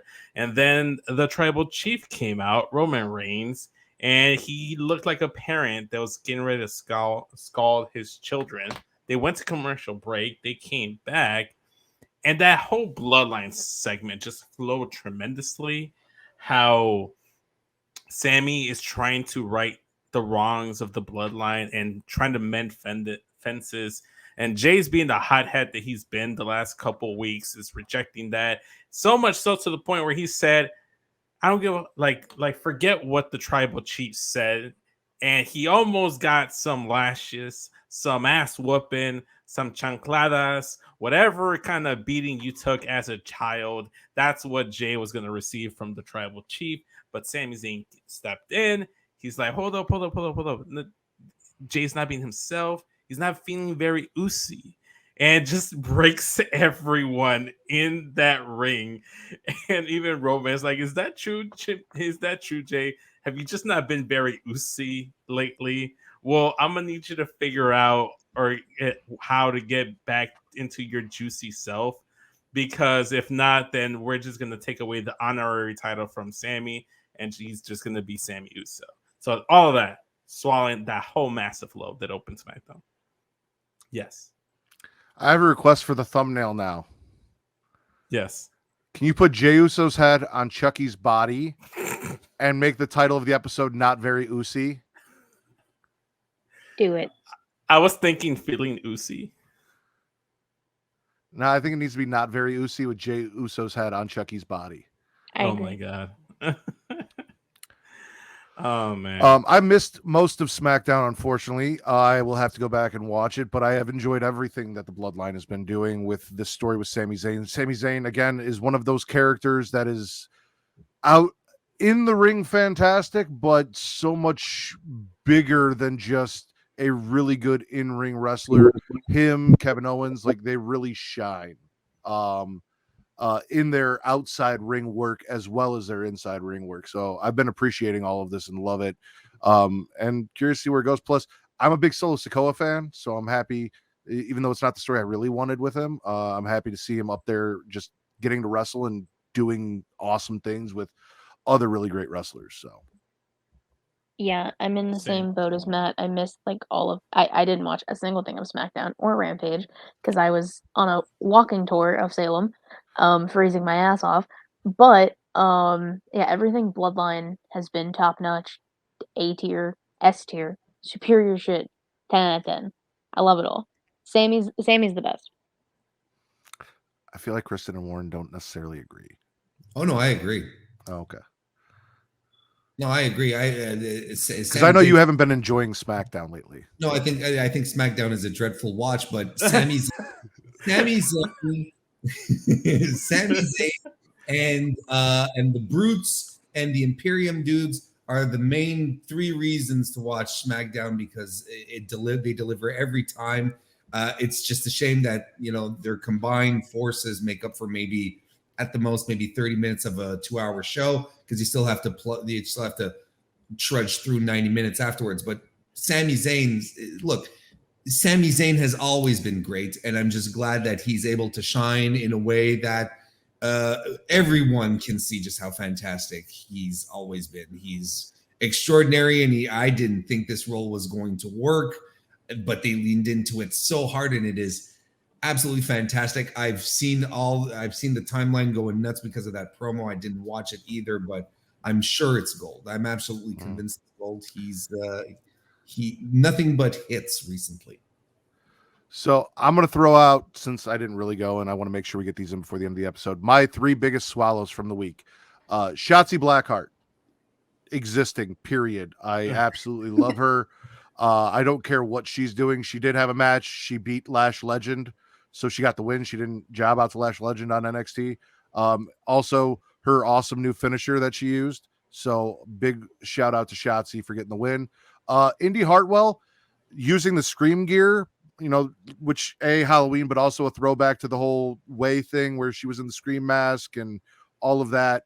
So that was cool for, the episode of NXT before Halloween. And then Bray Wyatt at the end of SmackDown, which is one of the few things I did catch because I absolutely love everything Bray Wyatt's doing. And it sounds like we may be alluding to the fact that maybe the Fiend isn't so done and gone as we thought. Uncle Howdy, that looks like it is a mask. It is not a person because everyone was trying to figure out whose face that was. Whose shit is that? Whose lips are those? It is a mask over someone's face. It was Randy Orton. Oh, don't. Please don't do that to me. Please don't do that to me. Uncle Howdy saying, you killed him, kind of, in my opinion, alluding to the fact that, the Fiend is a part of Bray Wyatt that he tried to erase. We've got Bray out here saying, this is the me, this is the authentic me, this is the best version of me. And Uncle Howdy might be like, maybe not. Maybe it's the clown mask and the striped pants and, the mandible claw, and maybe that's the part of you that was the best you that you should embrace. And I'm very intrigued by the story, even though he literally has not done a single match since he's been back now for 3 or 4 weeks. QR code still going on. Absolutely love all of it. Yeah. They should, if I'm booking Bray Wyatt, and I am not kidding, if I'm booking Bray Wyatt, his first match is at WrestleMania. Mm-hmm. Ooh, look at Warren. Give him the book. Give him the book. Give him the book. And draw this shit Chris out. said no. They can draw this shit out easily, super easily. Keep Bray Wyatt compelling, interesting. Don't put him in the ring until WrestleMania. Yeah. Quickly, I just want to swallow the fact that Shinsuke was doing it. We're not on. I said we had one more round. We're on one. Oh, I thought we were just like you were firing off your stuff, and then we were wrapping said he up. Because wanted I'm the to get host it and I'm off important. before. You need to stay in line. The co-host. We I do thought this we were- every week where you No. just forget how the fucking show works. and that I'm in No, charge. no, he no, doesn't that's know how not- the show works at all. Every week. Every Every that's week. not even That is 1,000% close to being the true. case. Jesus, 1,000% let us know in the chat if Vince understands how the show works. Warren, spit or swallow. Look, I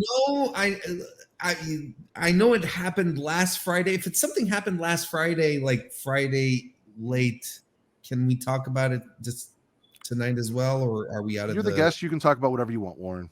I want to Oh, swallow. don't say that. I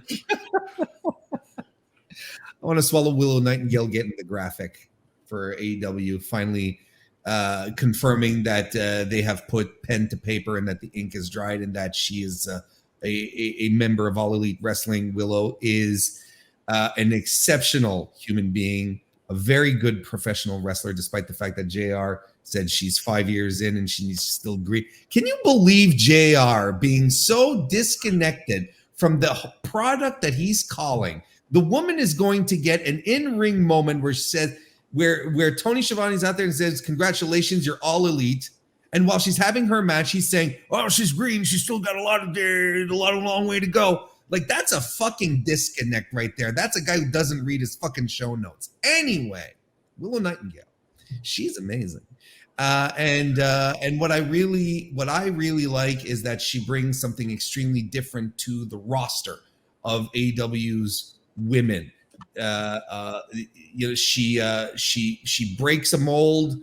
She doesn't wrestle like anyone else on the roster. She's not built like anyone else on the roster, and no one else has that type of natural babyface energy that can be a little goofy, but then you still buy into when it's time to. I love, you know what's stupid? The straps coming down. It's such a dude thing to do, right? Because you've seen Kurt Angle do it. You see Eddie Kingston do it, But you're like, a girl can't do that, but yet she does it because she's got the other thing underneath, right? But the visual is like, okay, like we understand what this means. Now you're all business. I really like that. It's the little things she does that makes her so significant and fresh. And Tony Khan just needs to book more women on the shows, and then I'll be really, really happy. And I know my fiance will too. No, I agree. I also support the idea that straps down should not just be a gender specific thing. Anyone that wants to take the straps down should be able to. I think we need to destigmatize taking the straps down. I really do. It should not be gender specific. If you want to take them down, take them down. I agree. We did swallow it last week, but you did a much better job of highlighting why it is a swallow, because you are a very big fan of Willow, Yes. and you've been waiting for this for a very long time. So that's why I kind of had a feeling that's where you were going, and I wanted to let you really sing her praises. That's Willow right there, signed by them. Kristen, spit or swallow?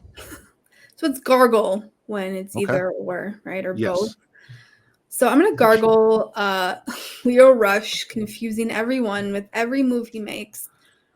He returned right after he had some injury back in Japan, right? Or back in January.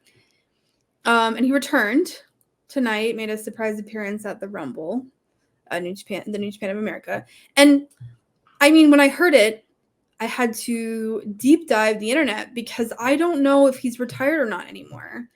And I think it's sad because I wish he would just, like, for his own sake, like, just settle down, right? And then every time he does settle down, he gets injured, or somebody accuses him of attitude problems, or he goes on Twitter and, says shit to his boss, and then is like, my contract expired. And then also it's awesome because it's like the drama, like, you just never know.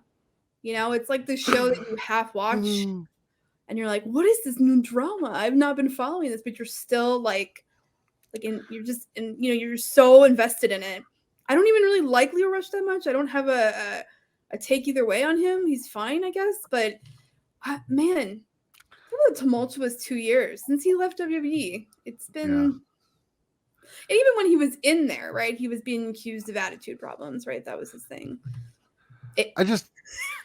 I just really love following this very dramatic course, and I hope that it like settles down for him. But when I heard you, I was like, wait, what do you mean he's back? Like I don't understand. He left? I had no idea he was even injured. I'm like 90% sure he's retired like 14 different times in the past 2 years. Sure. At least. I don't think he's even aware. I don't think, yeah, he Well, doesn't have a clue. We all know retiring in wrestling isn't a real thing. Nobody actually does it. No. But I will say, I always hate it when, you stick up for a fellow coworker and then all of a sudden your contract expires like 2 weeks later. That always sucks for everyone when, The you shortest put contract yourself ever. out there. Yeah. It's crazy how that happens. It's really hate when Yeah, that weird. Crazy. all right. So we're on our last round. Vince, spit or swallow. Legado de Fantasma taking on Hit Row and Shinsuke Nakamura, and Shinsuke being the mystery partner for Hit Row. Shinsuke actually was a very fantastic tag team partner because not only did he did the whole money taunt at the top of the rampway, he also color coordinated with his team. So that right there lets you know that he's a great tag team partner and a considerate partner at that. So I'm swallowing all that. Team player. And this is why I went to Vince, because he started doing this and I stopped him. But I know how Warren feels about Hit Row, and just his reactions. So Warren, how do you feel about Shinsuke Nakamura teaming with Top Dollar? I am so glad. Prayer hands up to Top Dollar, the number one superstar of SmackDown on Friday nights. I don't look, honestly, probably I would be able to stomach Top Dollar more if he were a heel, because I think he is one of the most unlikable people on all of WWE programming right now. I really think like he doesn't exhibit anything that makes me want to cheer for him. I just want to see him get his face punched in. When Legado attacked, 2 weeks ago at this point? Yeah. Right? I was like, fuck yeah, let's fucking go. Let's do this. Let's take this guy out, But here, look, the thing here with Hit Row, and it stinks to a degree, but, they came in with really, everyone was really excited, but the glue was missing, the star was missing, the charisma was missing. B-Fab was right there. And you feel it. Nope. And you can feel it right now. And Ashante the Adonis is a fantastic pro wrestler. No, I can't argue with that. B-Fab is, a perfectly serviceable human being, and as far as Top Dollar can make serviceable to whom? Well, what are you talking about? So what I will say is I grew up around people and have friends who Top Dollar reminds me of, which maybe it's you can't relate to Top Dollar, which is why you feel the way that you do. No. I've met people with that same type of energy, but who I actually want to be around. And there's something very repulsive about that guy. There's something about his aura that just doesn't. Repulsive? That's a very strong word, Warren. That is. And 3 syllables on top of that. How are you doing? I think everyone likes their own stuff. I personally enjoy Top Dollar. Like I said, he reminds me of people that I grew up with, people that I know.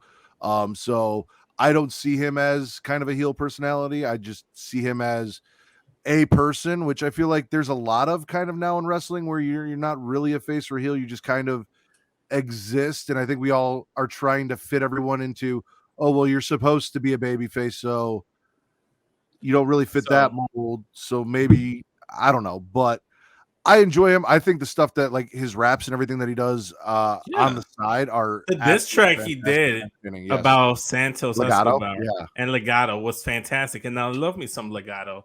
Like the thing I'll say is like I think there's like so many different wrestlers that there's gonna be people that just don't just like don't vibe with them. And I get it. Like I don't blame Warren. That's fine. You were raving about Ilya Dragunov, and aside from his championship win over Gunther, I haven't really cared about the man whatsoever, and I don't resonate with him. On a weekly basis, I get castrated and ridiculed and what other adjective you want to use for saying that I don't get Wardlow, or like I can't get behind Wardlow. So like I don't get the hype, but I don't know, like I'm not saying that Hit Row is like this bloodline DX NWO level faction, but what they do is great. They bring a certain level of representation that you don't see from other factions, and you see it. Like I get it. Like Warren, that's fine. You don't like it, but it's okay. I like it, and at least you can take solace in the fact that someone enjoys their work. Because someone has to. I'll be able to sleep tonight. Thank you, Vince. All right. Yo and Leo Rush. I'm guessing Yo is a person, not a way to get my attention. Declared backstage at New Japan Rumble. They won in the Super Duper Junior Tag League. So, Nice. Twitter. Super duper. yeah, I refer to the Super Juniors as the Super Dupers, best of the Super Dupers. It's kind of my thing. It's kind of my thing. I have interesting names for most of New Japan's wrestlers, whether they're Japanese or not. Like Swiss Cheese Stays White, the champion over there.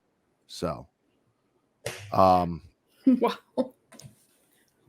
Sweet. Katie, spit or swallow. Yeah, now that since I got skipped again, I Once. it's fine. Well, you always try and talk over me, motherfucker, and take my turn. No. So yes, Incorrect. so, Children. you know what? I'm allowed to be mad at him. That's Whatever. okay. Anyways, I'm swallowing Wardlow. A, beautiful man. B, the idea of him versus Powerhouse Hobbs. Big meaty men slapping me. That's all I want. That's all I need. Fuck yeah. If I can't get, if they're not gonna do anything right with Wardlow's TNT champion, because like he should be defending it more and like be on TV more, then give me him versus Powerhouse Hobbs, because I'm fucking down. Because Hobbs is a star in the making. I also think Ricky Starks needs to be on TV more in general, but that's neither here nor there. But Hobbs and Wardlow, I'm in. Take my fucking money now. Yeah, I mean, we saw at the end of Rampage that Hobbs seems to have aligned himself in the big meaty man faction of Brian Cage and the Gates of Apathy over in AEW. So very interested where that is going to go. I understand outside, but in what we have seen from them in AEW, that's what I'm going to call them, because they haven't given us really a reason to care about them in AEW. And they teamed them with someone that clearly AEW hasn't cared about for a very long time in Brian Cage. So hopefully we see more from the Gates of Agony going forward. They get presented a little better, maybe push towards that ROH tag belts that FTR is holding. Because I believe it's very confusing with AEW, like who's Ring of Honor and who's AEW, and where like if any lines are drawn, They don't know. Nobody knows. So it's a guessing game. It's like Guess Who. But I'm all for that. I think the people who have the titles are Ring of Honor, and that's it. Everyone else is fair game. Mm-hmm. Mr. Warren Hayes, your final spit or swallow. All right, to finish this off, we're going to swallow Jamie Hayter versus Riho from Dynamite this week. We're going to end this with a nice little cherry on top, because I thought they had a nice little solid match, which is no surprise, because if you're going to get a couple of women who hung around Stardom and who know how to take a beating and deliver one too, and who are able to play the size difference at the same time without making it feel like, you know, Riho is working from all the way down here to try and over, because Riho dominated the match really with her offense. Mm-hmm. That's like, she really used her speed, and Jamie Hayter was just a step behind on everything she was doing. Riho is Riho's fantastic. Jamie Hayter's fantastic, and now we sort of have the consecration that Tony Khan is going to give her a shot at the title. We're going to see how this works out, how this shakes out. But good because she's over organically. I like what they're doing despite the fact that there's still not many women's matches. I like how they've been booking the women recently. Talked about this quite a bit on my own show. How I feel like it's more of a New Japan approach where they do a lot of multi-person matches and let the women get themselves over with their work, as opposed to trying to force them into promos where most of them are not super comfortable with, especially in a promotion like New Japan where you have, like AEW, where you have really, really strong mic workers. Outside of Britt, there's no one really who shines on the microphone that you could just give a 5-minute segment to, go to the ring, do something. There's really no one who's equipped to do that without it getting a little strange and awkward. So what do? You let the women wrestle. So week in, week out, you have these combinations. They're getting over. Jamie Hayter didn't get over because she's a powerhouse on the mic. Willow didn't either. Hikaru Shida didn't either. Riho didn't either. And Serena Deeb either. Like, the women in AEW get themselves over because of the work they put in ring. That's what's happening. And that's why people are excited that Rio's back and that she's, destroying NXT in the ratings per usual. and then, but honestly, this match was good. And it's good and it's frustrating. And I don't want to make it a gargle because there's a lot more to swallow than to gargle.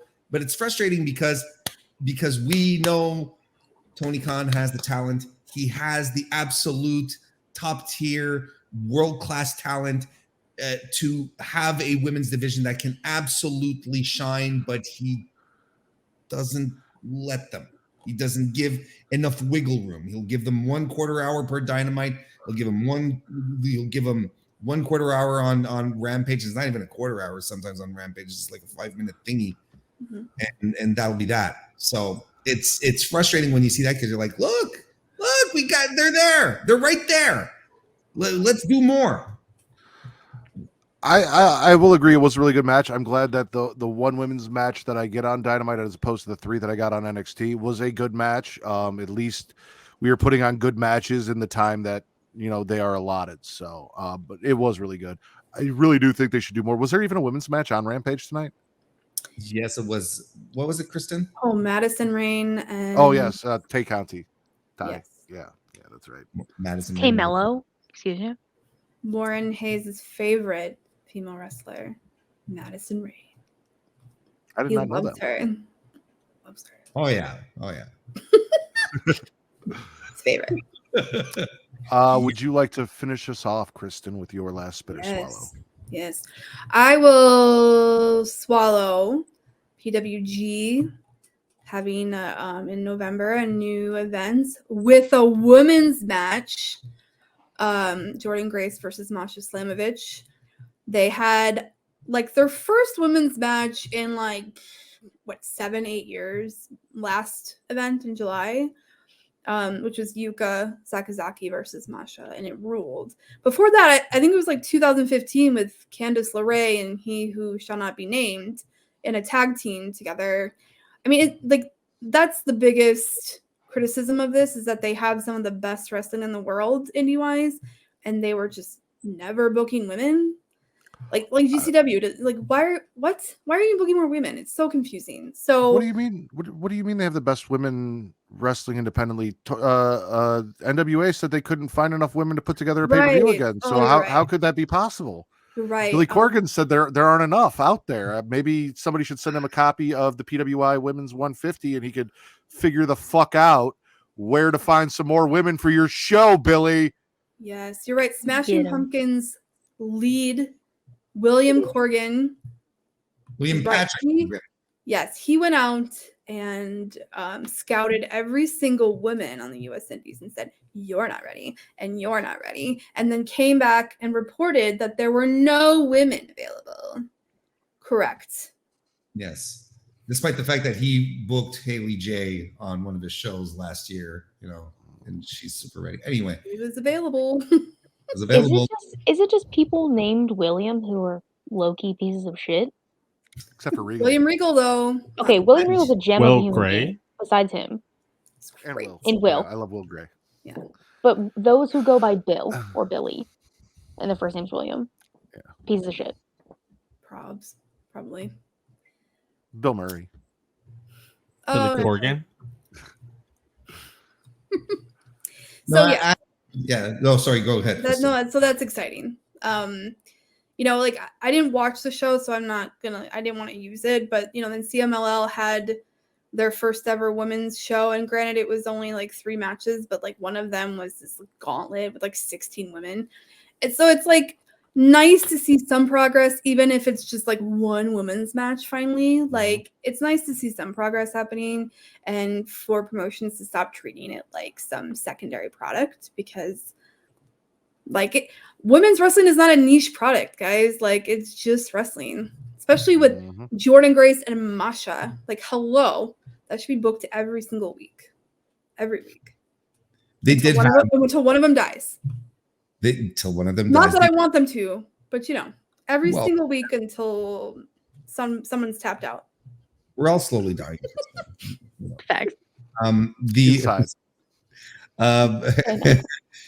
But Jordan and Masha had a hell of a match at the last Impact pay-per-view, an absolutely legitimate match of the year candidate. So at least Super Dragon doesn't have his head up too much up his ass and is like, oh, maybe I could book these two, they're pretty good, so it's since we can't use Daniel Garcia as much, might as well bring on Masha and Jordan Grace will be good. Is this how he sexy talks you?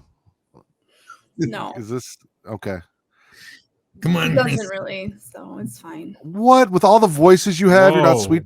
Come on, Warren. We'll talk after the show. Do a Cartman All voice his for us, sexiness Warren. for his subscribers and followers. No. You got to save some. Called out. God damn.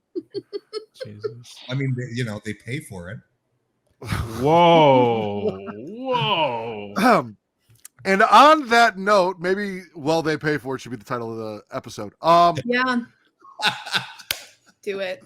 Thank you both for joining us. Kristen, if you actually want anyone to, let them know where they can find you. Yeah. So I'm just at Kristen Ashley on Twitter. That's really the only place I do any wrestling stuff. Follow up PWI for all that stuff that I do over there. Official PWI. Buy the Women's 150 copy, please, so we can continue to get paid. It's pwi-online.com. You can get the digital copy today, or you can order the print, and I promise it's beautiful. You probably want the print. And yeah, I got some interviews lined up coming up next week that'll come out, and that'll be pretty cool. And I'm just punching out stuff for PWI and enjoying my regular life. So there you go. Warren, would you like to tell them where they can pay for it? Yeah, baby. Head on over to youtube.com/Mr. Warren Hayes. I record the Mr. Warren Hayes Show podcast live every Tuesday night at 7 p.m. Eastern, 6 Central. So I record live. Then the video on demand is available the next day, or it's available the same night on your podcast application. So if you prefer just some audio, that's available as well. I also do an AEW Dynamite weekly review. I do a deep dive on the weekly Dynamite shows. So that's available as well on YouTube and on the podcast stuff. So yeah, check it out, or just follow me on Twitter at Mr. Warren Hayes. How about that? Lots of haunted houses and haunted gloves over there on the Mr. Warren Hayes Show. He absolutely loves them. Also, you both are free to go. I know it's late. If you want, we do a post show. So if you want to hang out and talk, you can hang out and talk. If you got to go, you can. But anyone that's still watching, if you want to hang out, there will be a post show, so don't leave. Katie, you got some interesting stuff coming up, and you just did a show. Yeah. You can spill the beans here now. It's only a couple days away. I will. Don't worry. When I get there, I will. Of course, you can follow me on Twitter at KatieRasson13, Linktree and About to Take Y'all Things She Lead Showcase, Twitch.tv/She Lead Showcase, typically Thursdays around 6 p.m. Eastern. YouTube.com/She Lead Showcase. I say watch the videos because they're way more entertaining. Anchor, Spotify, Google Podcasts, Apple Podcasts, if you'd like to listen. Just dropped Spooky Showcase, which is probably my favorite show I do every year now. It's now a yearly tradition, 2 years strong. So that's up. I have an interview coming out on Monday. Halloween treat. I interviewed The Rack, and if you don't know who that is, Matt can explain it if he wants, real quick. There's a character from this show that I guess you would refer to as Matt Ritter's Dude Love in an essence. But imagine Goldust and NXT's Quincy Elliott had a love child, and that is essentially what The Rack is. It's me doing a very sexualized Dusty Rhodes impression in sunglasses and a wig, which Chucky is now wearing. It was really fun. I was able to keep in character the entire time, and it was hard because sometimes that accent slips. But you learn a lot more about Katie than you do about The Rack. Let's put it that way. Which is some bullshit because I don't know how to fucking stop talking.